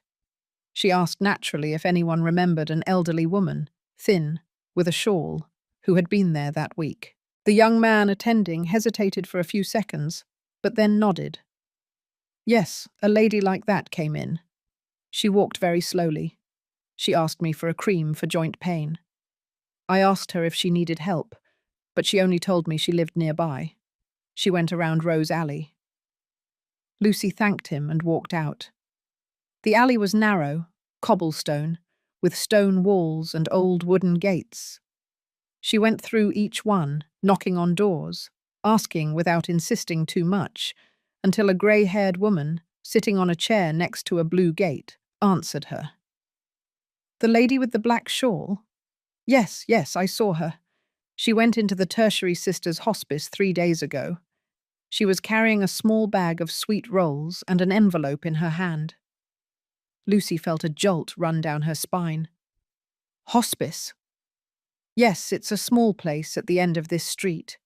The little nuns take care of elderly people who don't have family there. Sometimes they only stay a few days. Other times they never leave. Lucy quickened her pace. She reached an iron gate with no name, only a small wooden cross carved into it. She rang the bell and waited. A young nun, with a calm gaze, opened it for her. Are you here to see Mrs. Mary? Lucy held her breath. Is she here? The nun nodded, but lowered her voice. She is very weak. She arrived with a fever. She said she didn't want hospitals, just a roof to sleep under in peace. Since yesterday, she hasn't wanted to speak, but she left something, in case someone came asking for her. She took out an old envelope, sealed with a red string. It had firm handwriting on the front. Sister Clara, in case someone comes looking for me. Lucy opened it with trembling hands. Inside was a handwritten note with slow but legible strokes. If anyone is reading this, don't look for me anymore. I don't have the strength to keep running. If my story is worth anything, keep it well. But I don't want cameras or justice in courtrooms. I just wanted to tell the truth once before I leave. If my children ever ask about me, tell them I didn't forget them, that I was their mother every day, even if they didn't know it. Below, the signature, Mary Della Pena. Lucy pressed her lips together. She couldn't cry yet, not without seeing her, not without knowing if she could still hear her name. The nun led her down a cool hallway with open doors and the smell of incense. In the last room, illuminated barely by the light coming through a small window, she was there. Mrs. Mary, lying on a simple bed, with a thin face, her skin even lighter than the last time. Her eyes were closed, but her chest rose and fell slowly. Lucy approached slowly. Mrs. Mary, it's me, Lucy. Do you remember me? The woman didn't open her eyes, but her hand moved, as if searching for something in the air. Lucy took it gently. She felt it warm, fragile. I found her. Everything she left me, I have it. I already know what they did to her, and I'm not going to keep quiet about it. Then, without opening her eyes, Mary murmured, I already knew that you would come. Lucy burst into silent tears, not letting go of her hand. She didn't know how much time passed. When she left the room, the nun told her that Mary had arrived alone, leaving instructions that she didn't want funerals or ceremonies, only that if someone came, this envelope should be given to them. She didn't leave another name, no contact. Yes, the nun said, suddenly remembering. She left a list with 3 names. One was you, another, Attorney Torres, and the third, a Patricia Della Pena. Lucy froze. Patricia? She came? No. But Mary wrote her name down anyway. At that moment, a black car parked in front of the hospice. 2 men got out. They didn't carry flowers. They didn't wear mourning. One of them was Robert Serran. Lucy took a step back. They already knew Mary was dead. But what they didn't know was that her story could no longer be buried. Lucy didn't react immediately when she saw Robert Serran get out of the black car, parked in front of the hospice. It was as if time was suspended in her chest, as if for a second her body hesitated between running or staying. But she didn't move. She watched him carefully from the shadow of the inner entryway. Serran was accompanied by another younger man in a light grey jacket who kept his face bowed toward his cell phone. They entered without ringing the bell, as if they knew exactly where they were going. Lucy didn't intercept them. Instead, she backed away down the corridor to the hospice's back exit, where one of the nuns, seeing her pale, asked if she was okay. Lucy nodded and said she had to make an urgent call. She didn't say to whom. She walked down the street until she found a coffee shop with internet connection. From there, she dialed Attorney Torres's private number. "Attorney, they arrived," she said as soon as she heard his voice. "They came for Mary. It's too late." There was a brief silence on the other end of the line. Then Torres spoke in a dry tone. "Are you sure?" "Yes, it's Robert Serran, the same one who came to your office. They didn't come to console anyone. They didn't bring flowers. They came to control what is said, to erase what they can." "Lucy, listen to me. You have to get out of there. There is nothing more you can do in that place. The important thing now is that what you know doesn't disappear with her." Lucy pressed the cell phone to her ear. "I'm not going to run away. Mary left me evidence, names, dates. Patricia is on her way. We have to do something with all this. They can't silence us." Torres didn't answer immediately. Then he said, "I'll see you tomorrow at my office. Bring everything with you. Don't trust anyone, not even the people at the hospice. If Mary left anything else, it's not there anymore." Lucy hung up and called a taxi. She didn't go back to the hospice. Not out of fear, but because she understood that Mary's story was no longer in one single place. It was already in the hands of those who needed to tell it. That night, Lucy slept in a simple hostel, with the curtains closed, her backpack next to the pillow, and Mary's letter under her shirt. The next day, she returned to New York City before noon and went straight to Torres' office. The attorney was waiting for her with a thick folder on his desk. When Lucy sat down, he handed it to her. "This arrived last night. It's from the San Jose Notarial Archive. I don't know who leaked it, but it contains the original documents of Mary Della Pena's inheritance. There are the assets registered in her name before the dispossession, and also the testimony she gave in 1981, when she declared she had lost her children due to an irregular adoption managed by private intermediaries." Lucy opened the folder with tense fingers.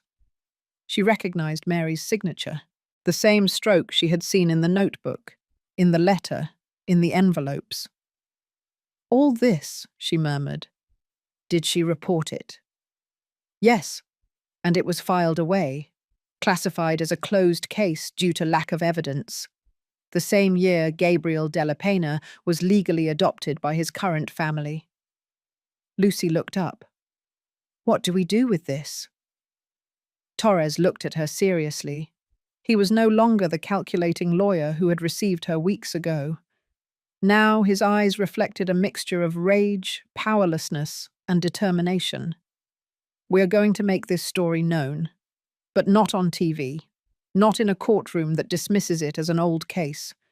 We are going to document it, deliver it to the right journalists, protect you legally, and above all, protect Patricia if she's willing to talk. Lucy closed the folder tightly. Mary's name was no longer just in an old notebook. It was in official records, letters, testimonies, in the eyes of a granddaughter who was beginning to remember, and in a story that, even after death, kept breathing. At that moment, the attorney's cell phone rang. He answered. His expression changed instantly. "Who?" he said, and then stood up abruptly. He hung up, looked at Lucy with a tense face. It was a contact in the district attorney's office. Someone filed an anonymous complaint against you. They allege that you manipulated documents and that you are impersonating someone. Lucy felt a pit in her stomach. Who? I don't know. But they've already issued a summons for you. This is not a coincidence, Lucy. They want to stop you before you speak. Lucy was silent for a few seconds, and then, with a firm voice, she said, Then let's speak first. Now. And to the people it hurts the most. Because while they try to silence us, Patricia has arrived. And she wants answers. Torres's office, that morning, smelled of old papers and contained tension. Lucy had barely taken a seat when they heard a sharp knock on the door. It wasn't a polite knock. It was a firm rap with the knuckles, like someone who isn't asking for permission. The attorney's assistant opened it cautiously. In the doorway was a man in his 40s, with a white shirt, a neat beard, and a gaze that didn't waver. He held a leather folder in one hand and a white envelope in the other. Is this where you are looking for Mary Delapena? Lucy turned towards Torres. He narrowed his eyes and stood up. Who are you? The man didn't smile. He entered without asking, closed the door behind him, and placed the envelope on the desk. My name is Michael Herrera, and I believe I am her son. Lucy felt everything stop for an instant. Do you have proof of that? Torres asked, suspicious. Michael nodded and opened the folder. Inside were copies of documents, an adoption certificate dated 1972, a transfer of minor's certificate from the Child Services Agency, and a handwritten letter, with faded ink, signed by an unknown mother who asked for her children to be given to a family that could provide them with a roof and education if she failed to return. Lucy recognized it instantly. The penmanship, the way she signed, the pain disguised as resignation. It was Mary. Where did you get this? She asked with a tense voice. My adoptive mother gave me that letter shortly before she died. She always told me I wasn't her biological son, but that they loved me as such. It wasn't until I turned 30 that I decided to search. I never found anything, until a few weeks ago, when I saw a story online about a woman who was pushed on a bus. I knew, without knowing why, that there was something of me in her. And why are you showing up now? Torres insisted. Why didn't you speak before? Michael looked him in the eyes. Because I was scared. Because I didn't want to stir up old wounds. Because there are very powerful people who would prefer that this story never be told. Lucy took out the notebook. She opened it to the page where Mary had written, in shaky ink, Gabriel and Thomas, May 4, 1971. She showed Michael the list, the photo, the letter. Was your birth name Thomas? That's what they told me, but everything was erased with the adoption process. My current certificate says Michael Herrera, nothing else. Torres narrowed his eyes. And do you know anything about your brother? Michael shook his head. No, but I always dreamed of him. As a child, I said I had a brother in the north who called me in my dreams. I never knew if it was imagination or a buried memory.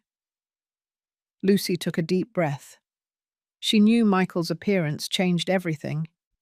It confirmed that Mary had told the truth, that the papers existed, that the children existed, that her story wasn't the madness of a forgotten old woman. But she also knew that it wouldn't resolve anything if they didn't find the other, Gabriel. Michael, did you ever see this photo? She asked, showing him the black and white image that Mary had kept as a treasure.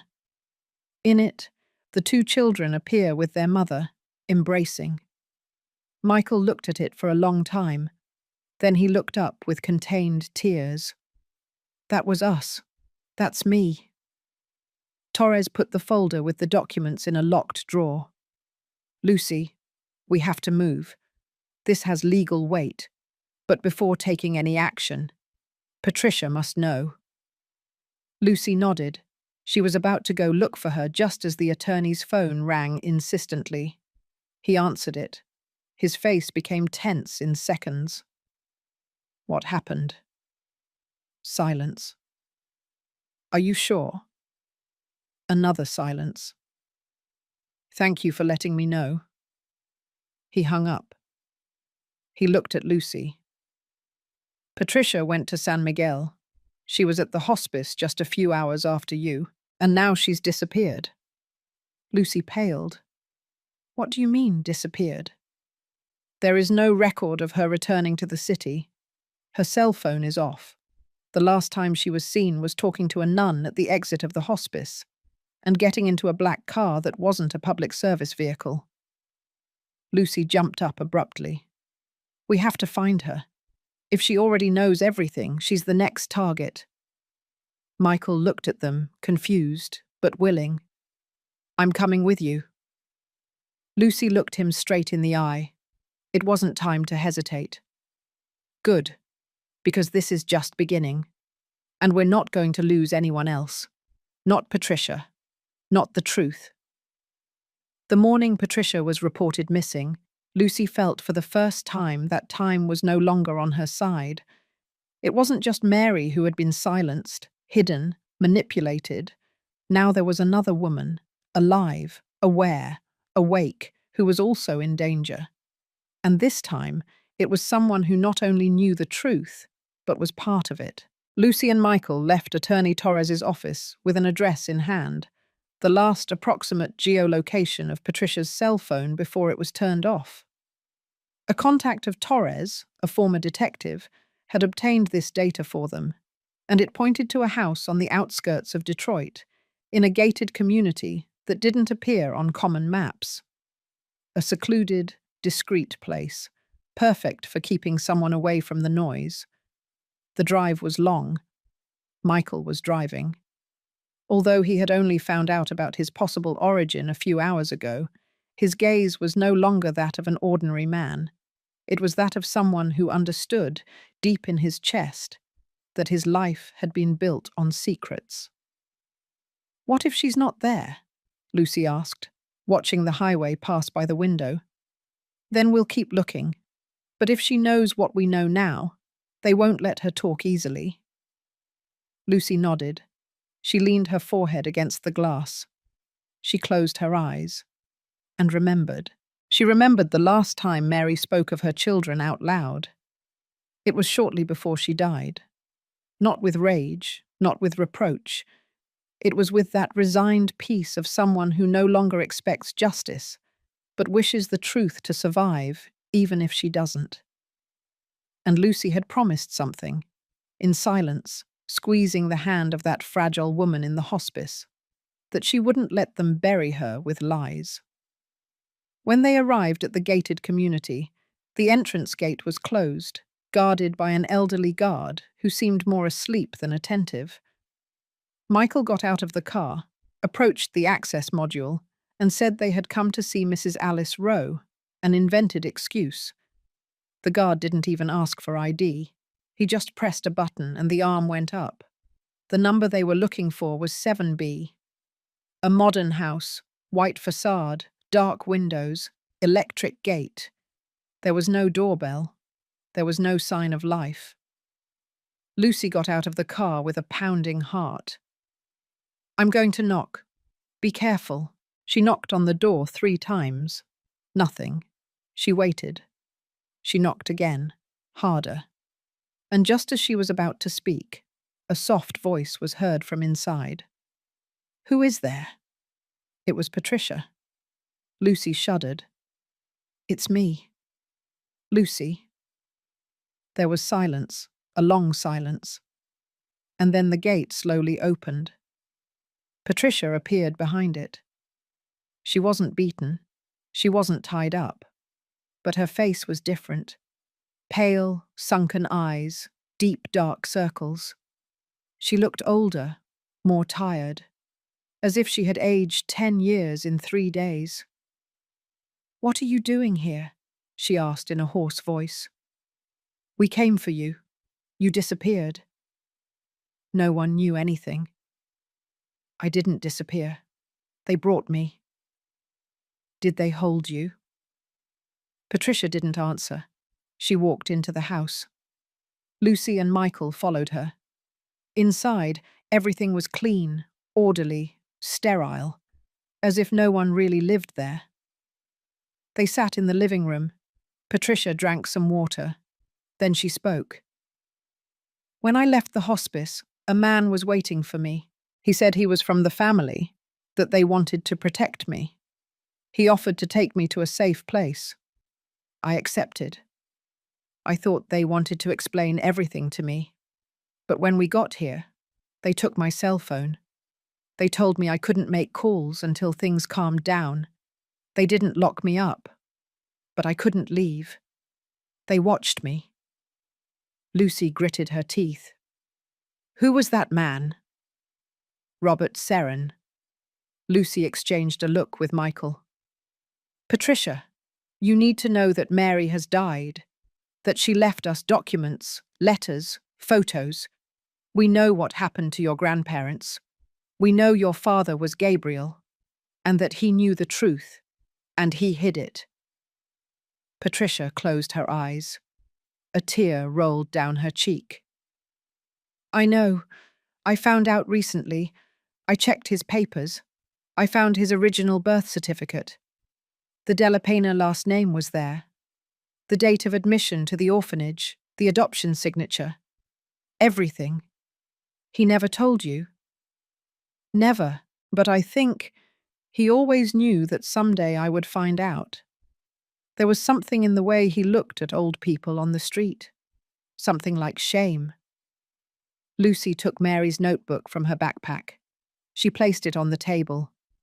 Patricia recognized it instantly. She touched it as if touching a sacred object. "She wrote everything down?" "Yes, day by day, year by year, until the end." Patricia took a deep breath. Then she stood up. She walked to a shelf. She took out an envelope. "Before he died, my father left me this. He told me not to open it until I saw her with my own eyes." Lucy took it. Inside was a letter, written in shaky handwriting. "Patricia, if you ever read this, it's because you already know who Mary is. I recognized her when I saw her on the news. Yes, daughter, that woman on the bus was your grandmother. And yes, I was the one who left her behind. I was scared of losing everything I had built. But you are better than me. Do the right thing. Don't let this story die out." Silence filled the room, until Patricia spoke. "I'm going to speak, in public, where everyone hears it, and I'm going to say her name. Mary Della Pena was not crazy. She was a mother who was torn away, and she deserves justice." Michael smiled with glassy eyes. Lucy hugged her, and then a gunshot rang out. Close by, inside the gated community, and the silence was broken forever. The gunshot didn't last more than a second. but the echo reverberated throughout the entire gated community like a warning. Lucy, Patricia, and Michael froze. For a couple of seconds, no one spoke. No one breathed. Outside, distant shouts were heard, running footsteps, the screech of a door being slammed open. Michael was the first to react.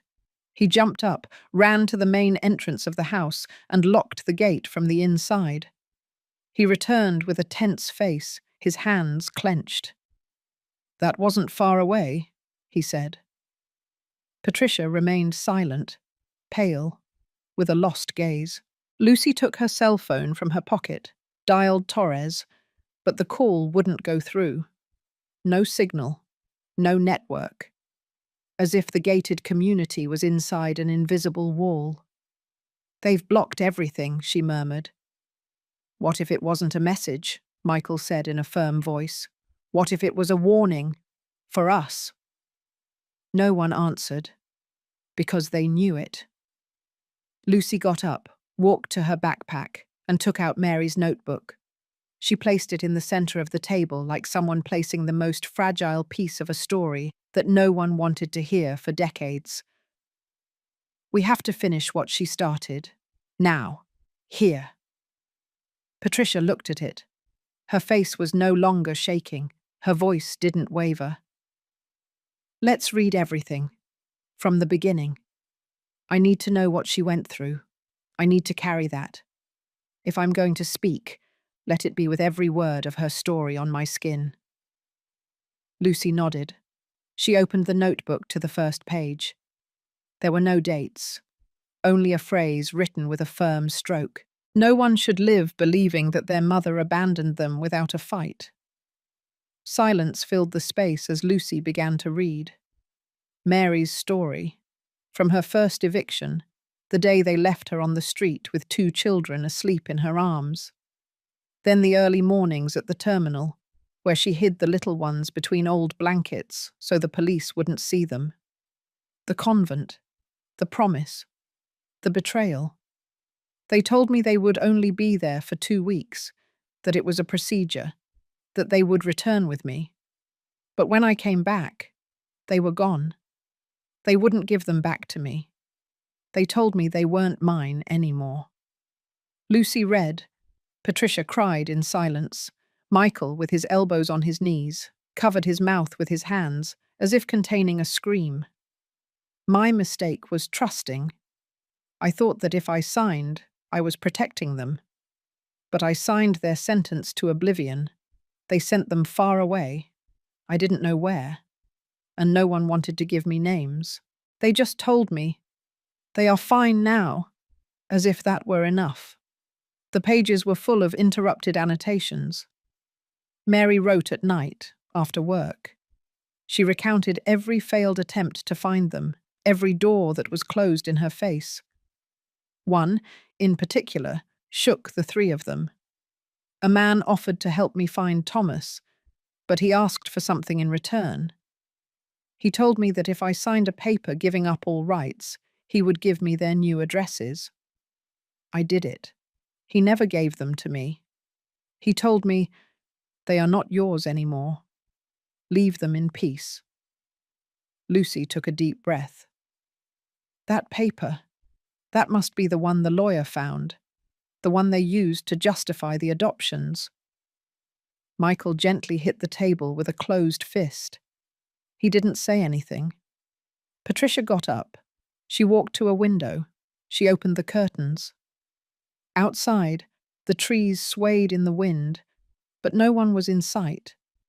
No patrol cars, no ambulances. Just the still air of fear. "How can there be so much pain in a single life?" she said. "And how were we so blind?" Lucy looked at her with tenderness, but with strength. "It wasn't you. It was an entire system designed to bury people like her, to take away even the right to be remembered." They continued reading. Mary wrote about her life as a housekeeper, the bosses who humiliated her, the clients who pretended not to see her. But every night, at the end of every workday, she wrote 2 names, Gabriel, and Thomas. I didn't find them today either, but I'm still here. The last part of the diary was different. The handwriting was shakier, the phrases were shorter. There was no more search, only nostalgia. Today I dreamed that Gabriel was telling me, "Mom, I've grown up." And I answered him, "Me too, son," but downwards. Lucy closed the notebook carefully. No one spoke for several minutes. "She didn't die in that hospice," Patricia said in a low voice. "She died every time she signed a paper without understanding it. Every time a door was denied to her. Every time she asked about us, and there was no answer." Michael looked at her. "But now there is." Lucy got up. She went to her backpack and took out a small recorder. "Are you ready to talk?" Patricia nodded. "Yes, but not for a camera." "Not yet. First, I want everything to be recorded, just as she did." Lucy pressed the red button. The recorder began to register Patricia's voice, her story, her truth, the recognition, the guilt, the forgiveness. And at that moment, while they were talking, a notification appeared on Lucy's phone. An email. No subject. No clear sender. Only an attached file with the name Delapena, Confidential PDF. Lucy opened it.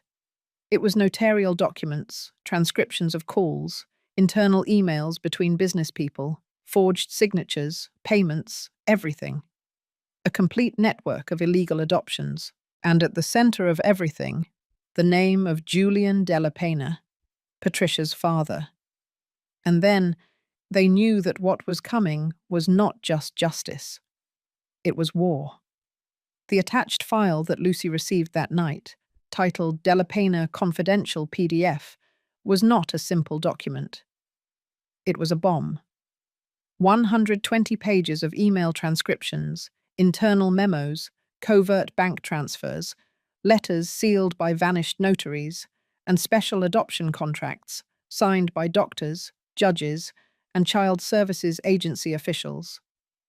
All related to a single name, Julian Delapena.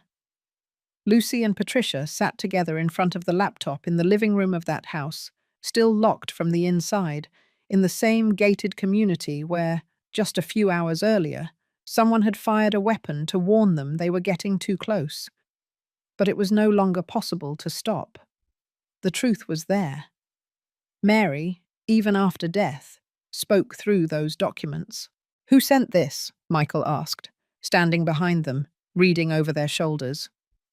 "I don't know," Lucy said. "There is no signature, no visible email, only that file." "What if it was someone from the inside?" Patricia said in a low voice. "Someone who couldn't keep quiet anymore." Lucy opened the file carefully, reviewing each page as if disarming a trap. The first documents were private adoption contracts, dated between 1969 and 1984. Several had the Delapena and Associates office as the legal beneficiary. In them, minors handed over under irregular circumstances were listed, many with references to orphanages and convents that were already closed. One sheet, in particular, chilled the blood of the three. Case DP 1171, name of minor, Gabriel DP. Date of admission, May 4, 1971. Institution, St. Teresa's Convent, Cuernavaca. Observations, minor of 6 years, brother of another minor. Thomas, admitted by the biological mother under pressure. Adoption recommended for political reasons and institutional convenience. Signed by Julian Delapena, Provisional Guardian. Seal, Child Services Agency, National Reserved Affairs Directorate. "Institutional convenience," Lucy whispered. "What does that mean?" "That everything was negotiated from above," said Torres, who had just arrived and was listening from the entrance. "That it wasn't a mistake, or an omission. It was a business. And your father, Patricia, not only allowed it, he led it." No one spoke. The weight of the revelation was greater than rage, greater than fear. It was devastating. Torres placed a new folder on the table. "And this," he continued, "just reached me this afternoon. A copy of Mary Della Pena's original will, dated 15 years ago. In it, she states that her assets, land in Texas, a family home in Philadelphia, and a frozen bank account, will pass into the hands of her biological children if they were ever found. If not, to the closest granddaughter willing to preserve her story." "Granddaughter?" Patricia asked, her voice cracking. "You," Torres replied.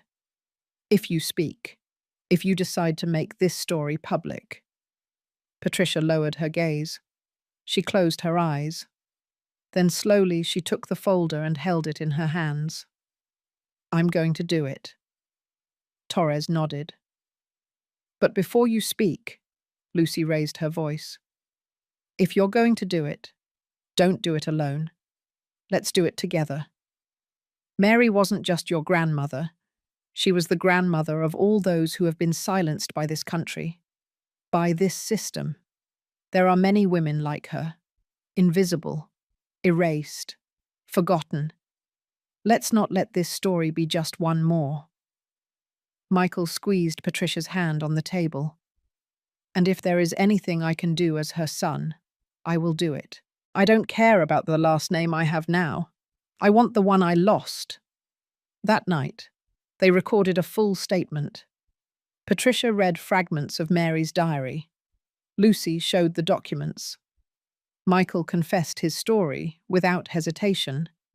The video was not published on social media.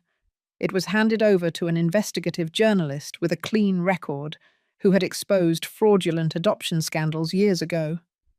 The material was sent to 3 more media outlets for security. If anything happened to any of them, the story would continue. There was no going back. At dawn, a dark grey van parked in front of the house. 4 men got out. They wore black glasses, radios in their hands, but no insignia. They didn't knock on the door. They just waited.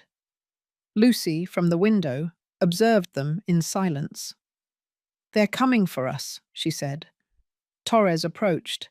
"They don't have a warrant. They can't do anything. But they can intimidate. They will.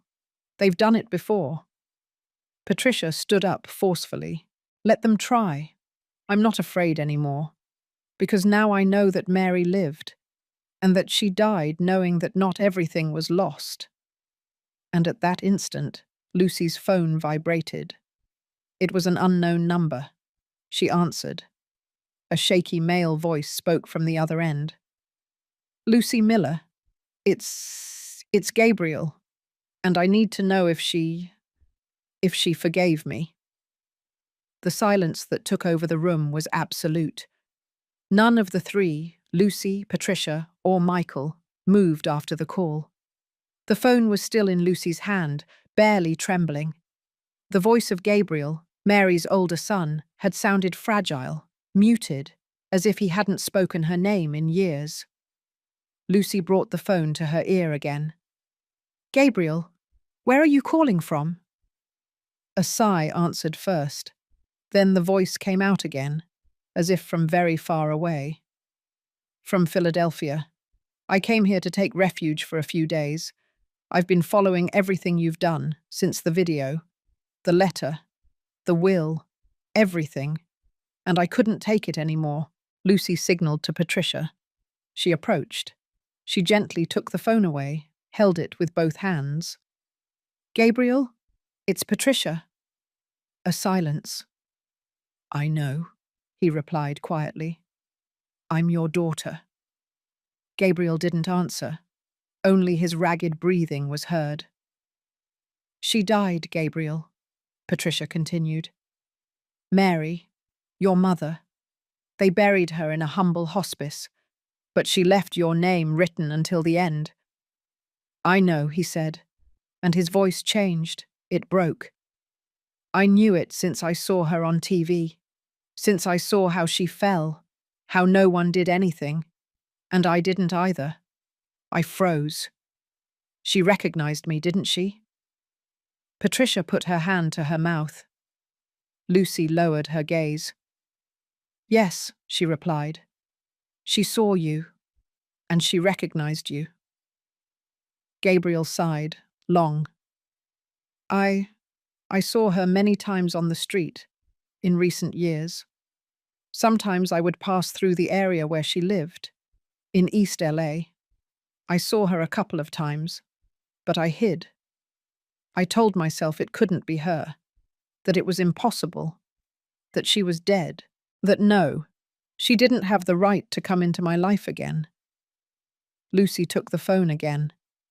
Gabriel, she never left you. She didn't abandon you. She was forced to sign. She was betrayed. And you knew it. Why didn't you speak? Gabriel took a long time to answer.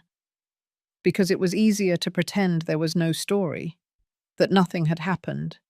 Because I had built a life, a last name, a company. Because everyone expected me to be someone else.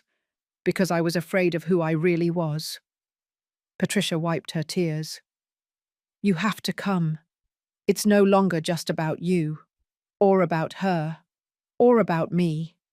There are more people involved. There are crimes, documents, names, and now you can close this cycle. Gabriel didn't answer right away, but finally he said, I'm on the way. Tomorrow at noon I'll be in the city. I want to see her grave, and I want to ask for forgiveness, even if it's late. Lucy hung up with numb hands. Patricia hugged herself. Michael approached.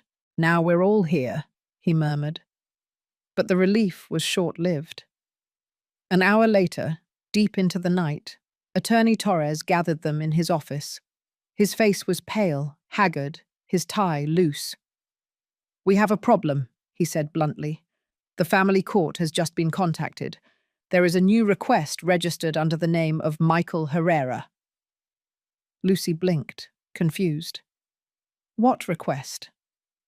Torres looked at the three of them. A petition to invalidate Mary de la Pena's will, signed 3 days ago, with false documents, but with his signature perfectly replicated. And the request says it was submitted by her son, Michael. Michael stood up abruptly. What? That's false. I know.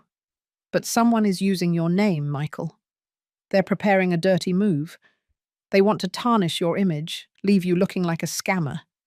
If they manage to make it look real, they're going to accuse you of fraud, of impersonation.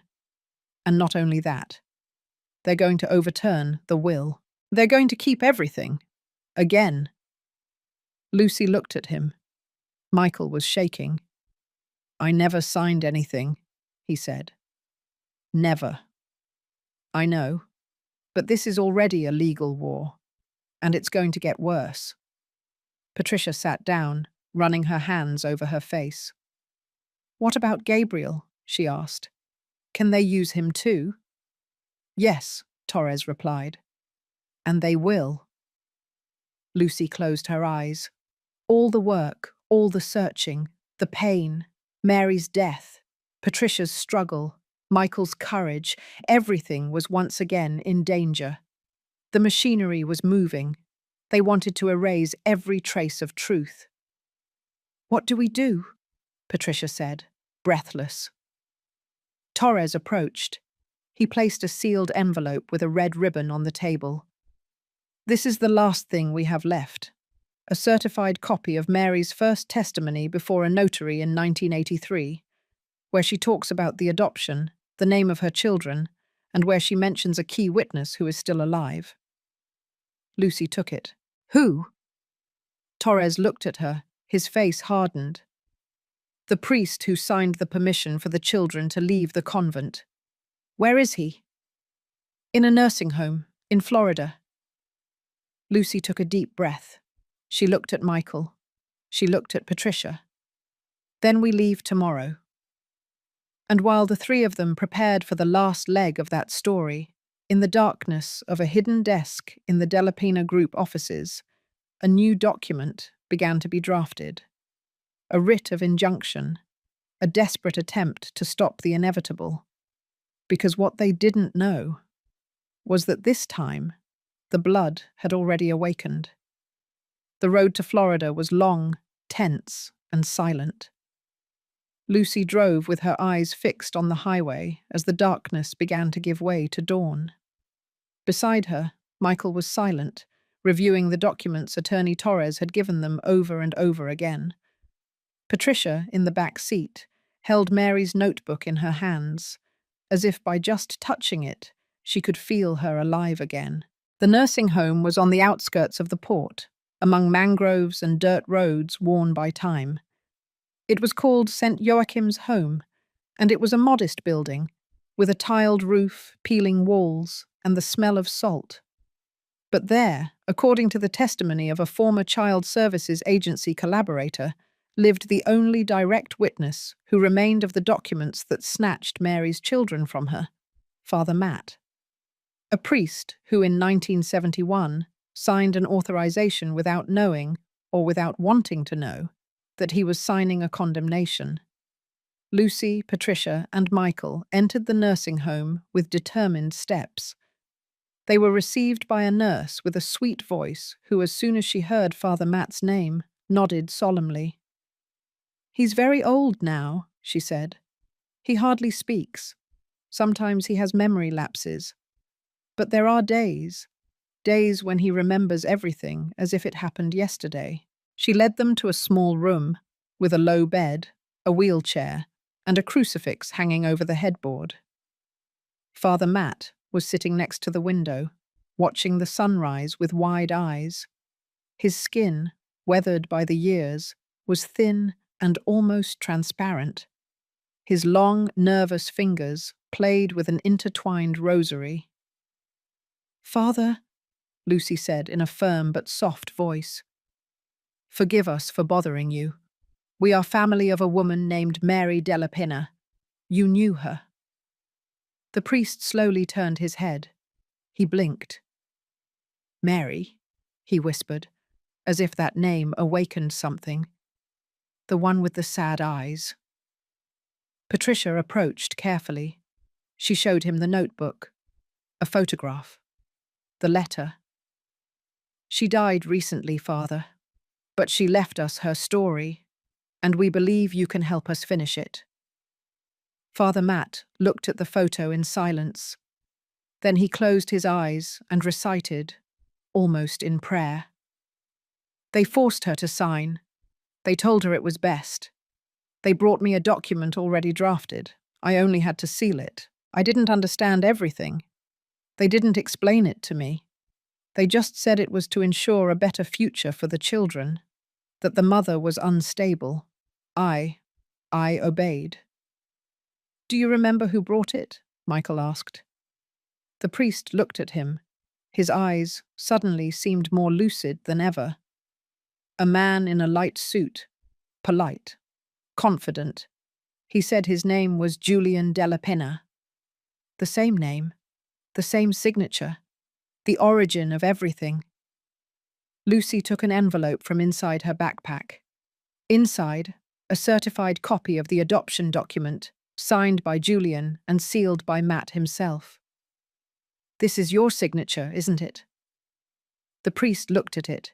He nodded slowly, and his eyes filled with tears. "I never knew what happened to her afterward.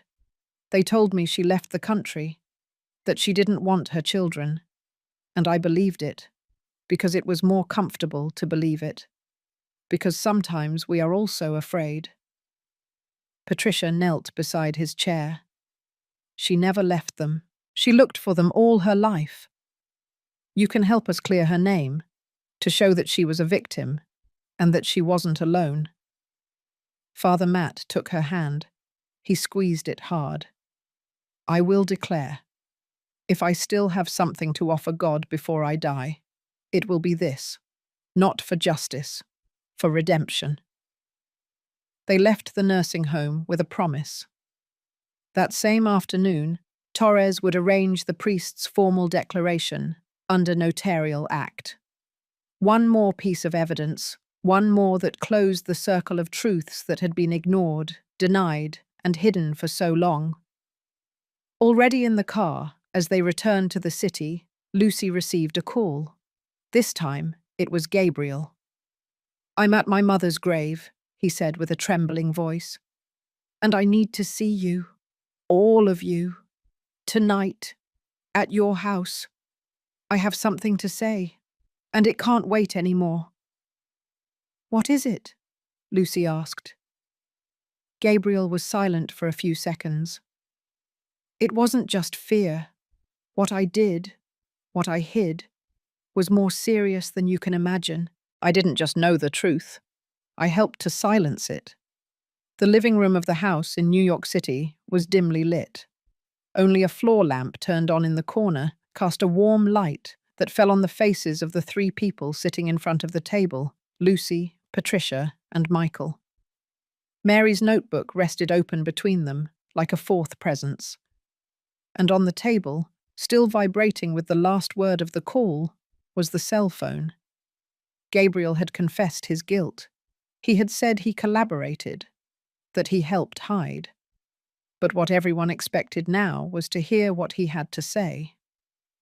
Patricia paced back and forth across the room, her hands clasped behind her back. Since Gabriel's call, she hadn't said a single word. Her eyes were red, but not from crying, but from contained anger. Lucy observed her. "Are you okay?" "No," she replied without stopping. "I'm not okay. Because if what Gabriel is going to say is true, then it wasn't just silence, it was betrayal." Michael looked at her with regret. "We all failed," he said. "He was scared. I understand it. I don't justify it, but I understand it. I also played blind for years. I thought it was better not to know." Patricia stopped in front of them. "No, you didn't know her. You didn't push her to the ground. You didn't grow up in a family that benefited from that broken story. I was a part of it. Even if I didn't know it, I was a part of it." Lucy stood up, approached, and placed a hand on her shoulder. "But now you know, and you're here. That is also part of seeking justice."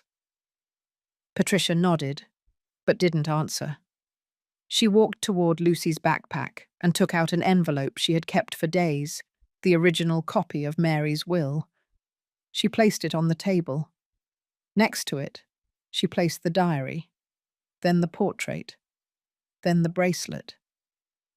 "This is more than papers. This is the life of a woman who survived everything and still died alone.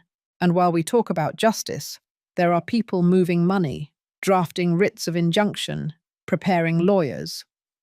Michael clenched his fists. "What are you going to do?" Patricia looked him straight in the eye. "I'm going to speak. Tomorrow. In front of the media. With my face. With my name. And I'm going to tell everything I know, even if it costs me the last name, the house, the inheritance, or whatever is left. Because Mary deserves that. Because you deserve it." Lucy smiled with moist eyes. "You're not alone. I know." Then the doorbell rang. The three looked at each other immediately. No one was expecting anyone. It was almost midnight. Lucy walked slowly toward the door. Before opening, she looked through the peephole. Gabriel. Lucy opened the door. He was there, standing, his shoulders slumped, his hair disheveled, his eyes sunken. He looked like a different man, thinner, more real, more human. "Can I come in?"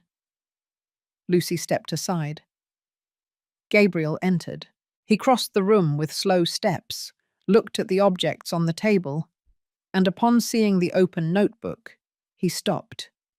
His fingers brushed the page written with smeared ink. "Did she write this?" Lucy nodded. "Every word." Gabriel closed his eyes. He exhaled as if he had been holding his breath his whole life. I don't know where to start. At the beginning, Patricia said. Gabriel looked at her, for the first time, with a mixture of guilt, tenderness, and fear. When I was 14 years old, my father took me to his office. He showed me a file. Inside were the true records, my real name, my brother's, Mary's. He told me I came from a mistake, that they had saved me from an unstable mother, without resources, without a future. He told me that if I spoke, I would lose everything, that I had earned my last name, but that it could be erased in seconds. He taught me to be ashamed of her without knowing her. Lucy closed the notebook. Gabriel continued. At 18, I was already working with him. I started managing the legal part of the group. One day we received a notification from a rural court. A woman was claiming ties to an adopted minor. It was Mary. She was asking for access to records. I was the one who drafted the refusal. I forged a signature, and we blocked her. Patricia covered her mouth. Why? Because I didn't want to lose everything I had built. Because it was easier to erase than to face. But when I saw her on the bus, when I saw her on the floor, I understood that not all the money, nor the suits, nor the last name had made me anything more than a coward. Lucy looked at him in silence. And now? Gabriel swallowed. I want to declare. I want to hand over the documents I saved. There's more. Emails, signatures, the Child Services Agency files they hid. And I want to do it face to face.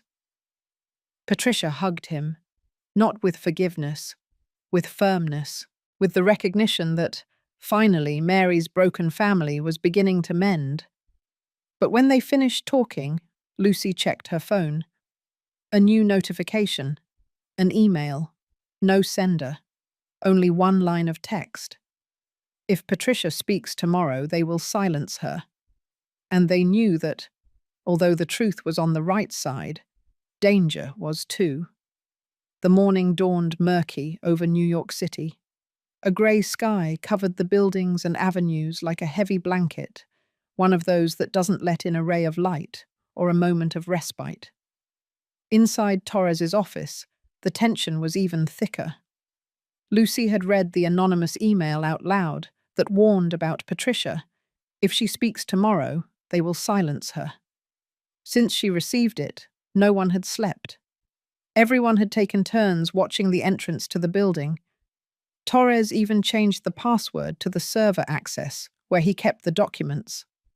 At this point, they knew it. The enemy was no longer hiding, and the time for whispers was over. Gabriel, sitting in front of the window, his gaze lost in the traffic, looked like a defeated man, not from fear, but from guilt. The weight of his decisions, of his silence, had finally caught up with him. Lucy looked at him out of the corner of her eye. There was something in his posture, in his crossed hands, in the way he bit the inside of his lip, that worried her, as if he were hiding something more. What exactly did you hide for so long, Gabriel? Patricia asked, without gentleness. He lowered his gaze. Papers, records, but above all, a jewel. Lucy raised an eyebrow. A jewel? Gabriel slowly got up. He reached into his briefcase and took out a small blue velvet box. He placed it on the table. Patricia opened it cautiously. Inside, there was a fine, antique, rose gold bracelet. It had 2 initials engraved, CDP. My mother gave it to me when I was a child, Gabriel said. She told me it was the only thing she had from her mother. She asked me to hide it, to never show it, because that could destroy everything. I didn't understand. I thought she was exaggerating. I kept it. And years later, when she died, I decided never to talk about it. But that jewel, it always haunted me, as if reminding me every day of what I denied. Lucy held it between her fingers. It was beautiful, simple, but loaded with history. "This matches the description Mary wrote in her notebook," she said. "A rose gold bracelet with my initials, so they never forget where they come from." Patricia felt her eyes moisten. "She never stopped talking to you, even if no one listened to her." Torres entered the room with a somber expression. "They just notified me that tomorrow, at 9 o'clock in the morning, the writ of injunction will be formally presented in court. The De La Pena office is seeking to freeze all assets linked to Mary's will, alleging manipulation of identity and inheritance fraud." "And who appears as the signatory of the writ of injunction?" Lucy asked. "Gabriel," Torres replied without hesitation. A chill fell over the room. Gabriel raised his hands. "I didn't sign that. I swear to you." "Someone used your name and your signature," Torres added. "They have access to everything. They can manipulate records. They can infiltrate public offices. If we don't act today, tomorrow this entire case goes to the dead archive. Literally." Patricia approached the window. Outside, the world continued its course. People running, cars honking, children with backpacks on their backs. No one knew what was at stake inside that room. "I have to speak today," she said. "Not tomorrow. Today. Before they deliver that writ of injunction. Before they shut our mouths." Torres stood up. "Then we'll hold a press conference. But not just anyone. We're going to summon the real journalists, the ones who investigate, the ones who don't sell out, and we'll do it at this place where everything began." Lucy narrowed her eyes. "Are you referring to the bus?" "No," he replied. "The boarding house. The house where Mary lived her last years in the city. We're going to put a face to abandonment, to injustice, to silence." Gabriel nodded. Patricia did too. Hours later, the old boarding house in East LA was once again witnessing history. Lucy, standing next to the gate, watched as the cameras, reporters, and curious neighbors arrived. No one fully understood what was about to happen, but something felt different in the air. Something that went beyond a complaint. Patricia, dressed simply, without makeup, with Mary's bracelet on her wrist, went up to the small portico and stood in front of everyone. "My name is Patricia de la Pena," she said with a clear voice. "I am the granddaughter of Mary de la Pena, and I am here to say that my family built its wealth at the cost of the pain of a woman who never stopped looking for her children." Everyone listened in silence. Only the clicking of the cameras could be heard. "Today, I give you back her name, her story, her voice." Lucy looked at the faces of the neighbors. Some were crying, others nodded. And it was then that Patricia took out a folded sheet. It was Mary's final letter. "If my children ever ask about me, tell them I didn't forget them, that I was their mother every day, even if they didn't know it. Today I am here to tell the country she was my grandmother, and I will not forget her." The applause didn't take long, but among the crowd, Lucy saw someone that made her frown. A man, in a light suit, dark glasses, the same one who followed her weeks ago, the same one who appeared in San Miguel. Now he was watching her from across the street, with a cold expression, like someone who knows they still have cards up their sleeve. Lucy lowered her gaze to her cell phone. A new notification, a message without text. Only an image, an old photograph. Mary, in the hospital, and in the background, the face of the man in the light suit accompanying her. Lucy paled. My God, he knew her. And if he knew her, maybe she never left. The image sent to Lucy's cell phone had given a brutal twist to everything they thought they knew. That man who had appeared for weeks as a mere observer, the same one who watched the hospice in San Miguel, who lingered around the boarding house, who had followed them in silence, was not just a hired thug or an envoy. He was someone who knew Mary from the inside. Lucy had the photo on her cell phone screen. It showed Mary, in a hospital gown, looking forward, and behind her, partially out of focus, the same face, the man in the light suit, dark glasses, without expression. But what was most chilling was that in the image, that man was holding her shoulder with a gentleness that did not belong to a stranger. Patricia, seeing the image, paled. She slowly approached the screen. He didn't just know her, she said in a low voice. He was with her. Before. Much earlier. Gabriel, sitting in the back of the room, looked up. Seeing the image, he let out a long sigh. His face tightened. "His name is Alexander Galvez," he said. Everyone looked at him. "Who?" Lucy asked. "My father's legal assistant for more than 20 years, his right-hand man, the one who drafted the contracts, the one who contacted the judges, the orphanages, the adoption agencies. He never talked much. He was like a ghost. But he was the one who knew everything that was moving behind every signature." Torres, who had just arrived after the press conference at the boarding house, frowned upon hearing that name. "Galvez? Yes, of course. I saw him in office meetings, always in the shadows. He never signed anything. He never appeared in official documents, but everything passed through his hands." Lucy had no doubt. He was the one who manipulated the signatures on the writ of injunction. He forged the alternate will.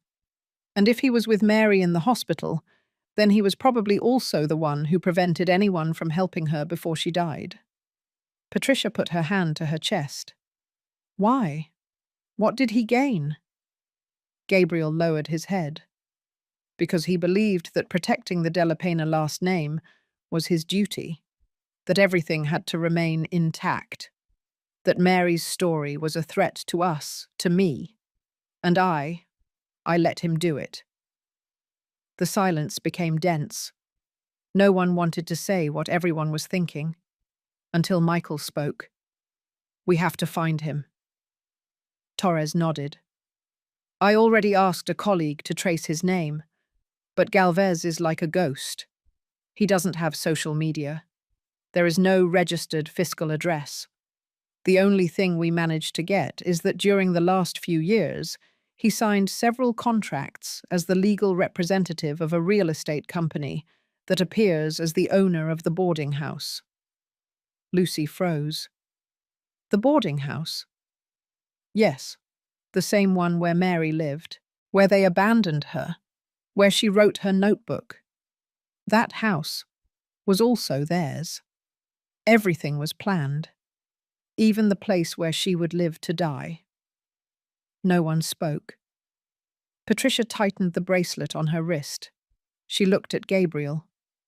"Did you know this?" He denied it. "No, but I also didn't ask.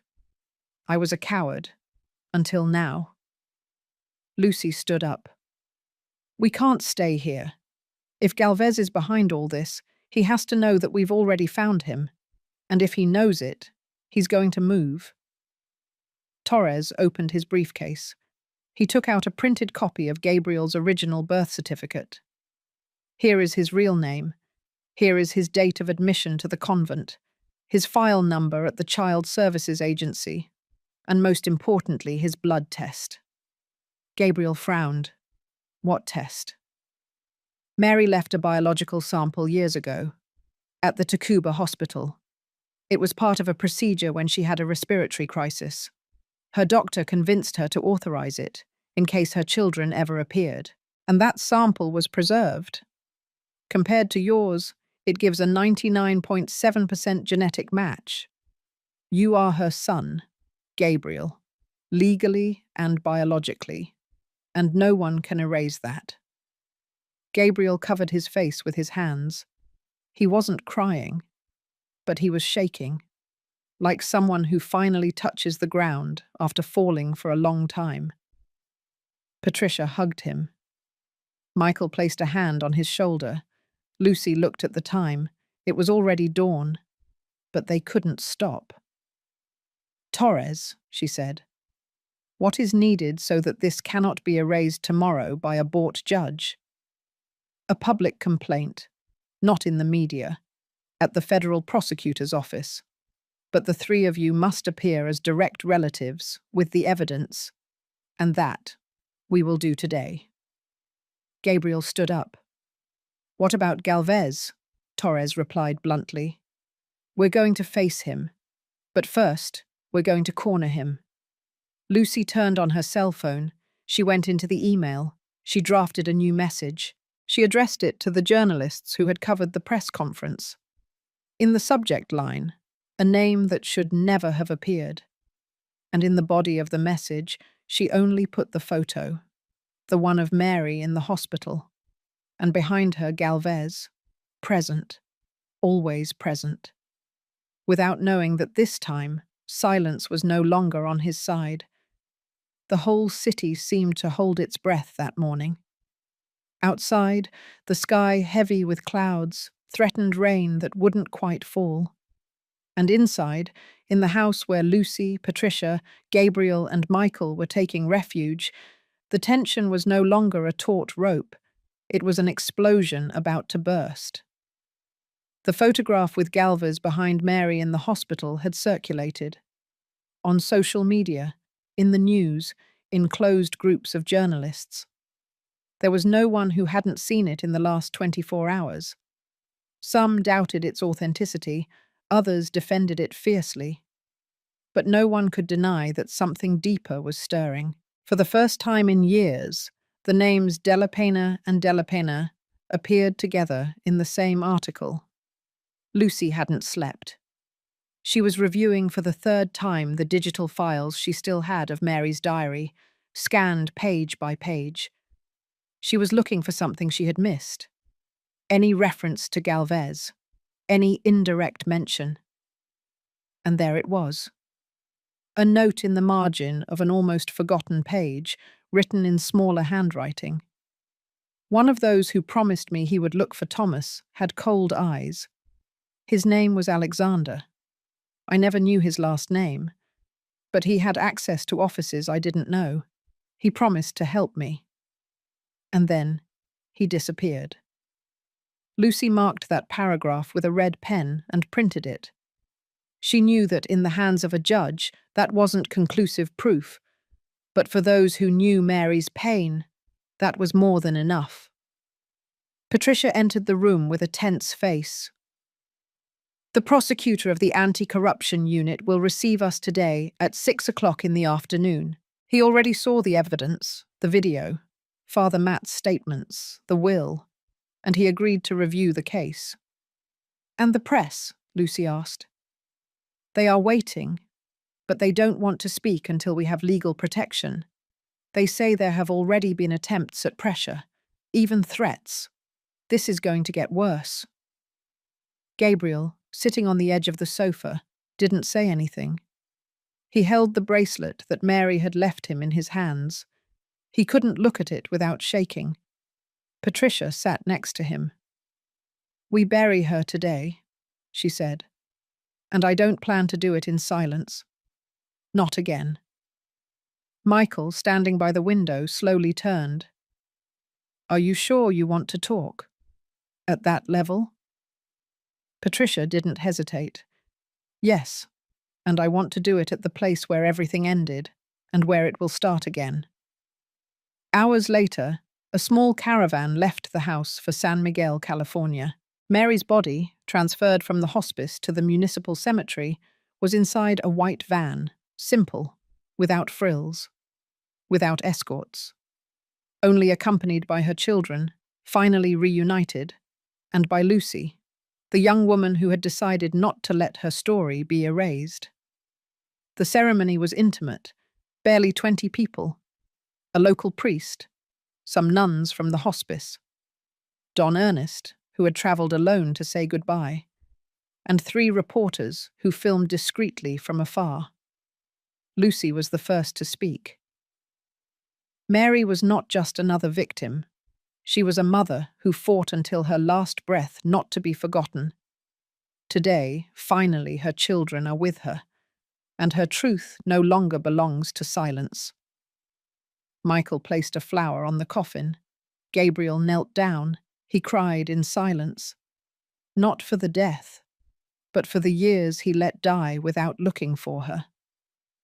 Patricia held a portrait of Mary, the same one they had restored from the burned photo. In it, the woman smiled shyly, her eyes squinted by the sun. "They taught me to ignore you," she said out loud. "Not to see you, to be ashamed of what you were. But now I know you were the best I had. I ask for your forgiveness, for all those who didn't know how to reach out to you." When the coffin was lowered into the earth, there was a silence that didn't hurt. It was the kind of silence that leaves space to breathe. But at the end, as everyone began to leave, one of the reporters approached Lucy with a worried face. "I just received something," he told her. "An anonymous email. It has an attached video.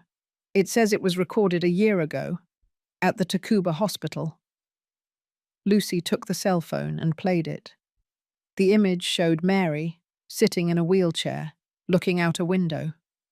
Voices were heard in the background. One of them, Galvez's.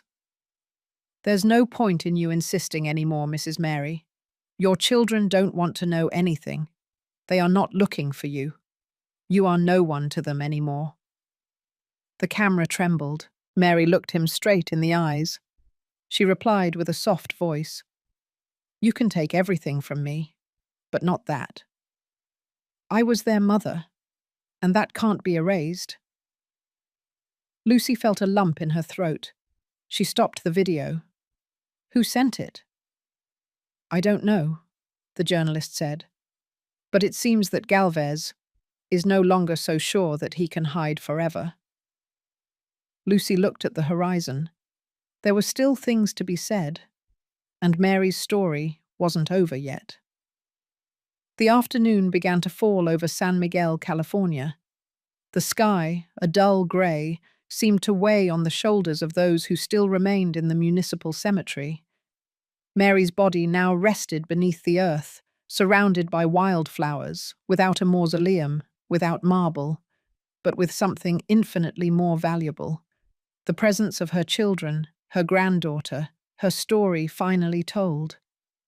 Lucy remained standing to the side, watching with watery eyes Gabriel's silhouette in front of the grave. He hadn't moved since the gravediggers finished throwing the last shovelful of dirt. In his hands, he was still holding the bracelet, that antique, worn jewel that was once given by a mother with the hope of being remembered. Patricia slowly approached him. "Do you want us to leave you alone?" she asked. Gabriel shook his head, without taking his eyes off the ground. "I never felt so accompanied, or so guilty." Michael, a few feet away, remained silent. He didn't want to interrupt, not because he didn't feel the same, but because he understood that that reunion was not only about blood. It was about memory, about debt. Gabriel finally spoke. "The last time I saw her, I didn't dare to touch her. She was walking slowly, carrying a broken bag. She got on the bus and I lost her among the people. I was wearing a suit, a watch, a last name, and I wasn't able to say, 'Mom.'" His voice broke. "And when I found out she died, when I saw her face on the news, I knew there would be no way to tell her everything I kept silent." Lucy approached. She placed a hand on his shoulder. "There is a way, Gabriel, not with words, but with actions. You are here. That is also an act of love, even if it's late, even if it's incomplete."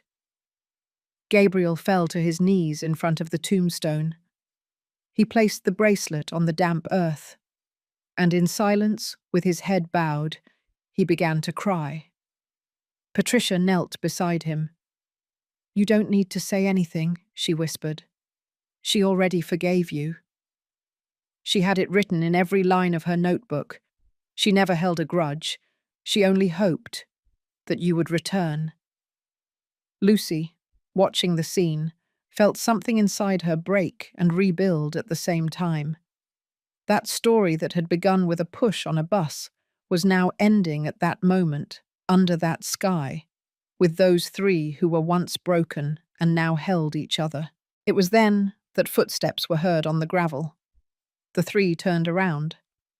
Attorney Torres approached with a somber expression. His face was distraught. In his hands, a sealed envelope. He didn't need words. His gesture was enough. Lucy approached first. "What happened?" Torres handed over the envelope. "Galvez. He showed up." Everyone held their breath. "He turned himself in this morning at the Coyocan precinct. He said he couldn't live with the weight anymore, that he had helped forge documents, that he had participated in the operation to separate Mary from her children, that he had covered up illegal adoptions for more than 20 years. He handed over names, accounts, and a letter." Gabriel took the envelope. Inside, a handwritten sheet. "I saw Mary for the last time in the hospital. She asked me only one thing, that if her children appeared, I should tell them that she had loved them until the last second. I didn't do it. I preferred to protect a last name, a signature, a lie. Today I am left only with that, the truth, and a forgiveness that I no longer expect to receive." Lucy looked at Torres. "Was he arrested?" "Yes, but there is no turning back now. The media already knows. And with what he handed over, they are going to open a national investigation. This got out of our hands, and that's the best thing that could have happened." Patricia put her hand to her heart. "Then, we are no longer alone." "No," Lucy said in a low voice. "Mary is no longer alone." Torres breathed deeply. His gaze was now one of relief. "Is there anything else?" he said. "Mary left a second will, one that should only be opened if her children recognized her." They all looked at each other. "And they recognized her," Michael said.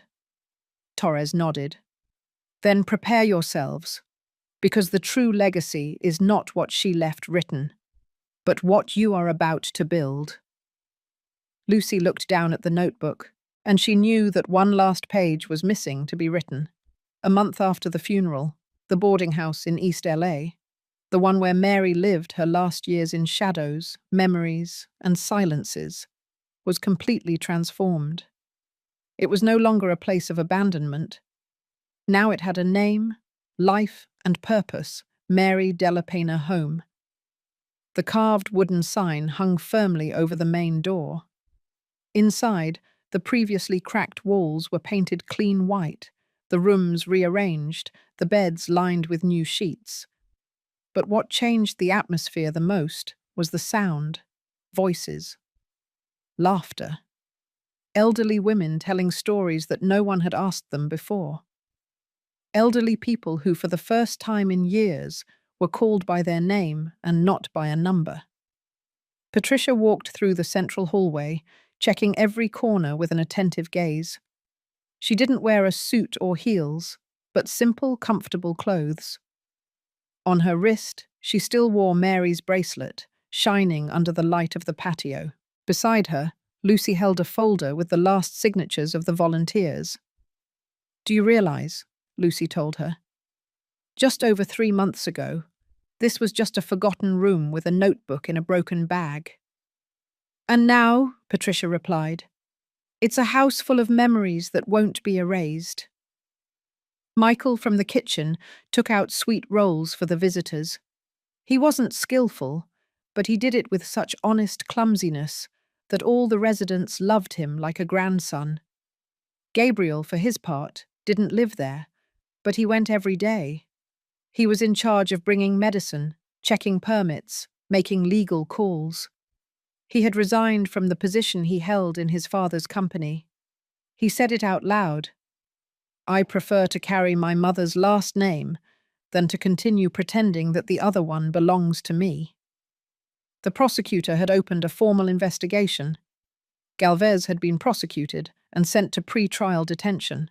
His testimony had dragged along 3 other lawyers involved in the network of illegal adoptions.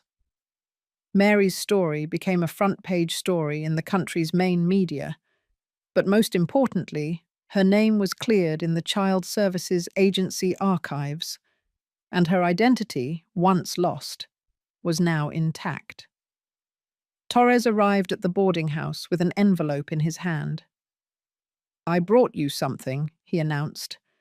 "Officially, the property is now registered in the name of the home. It is legal, irrevocable." Lucy smiled. "And the new will?" "Ratified, with a notarized copy." Mary left clear instructions.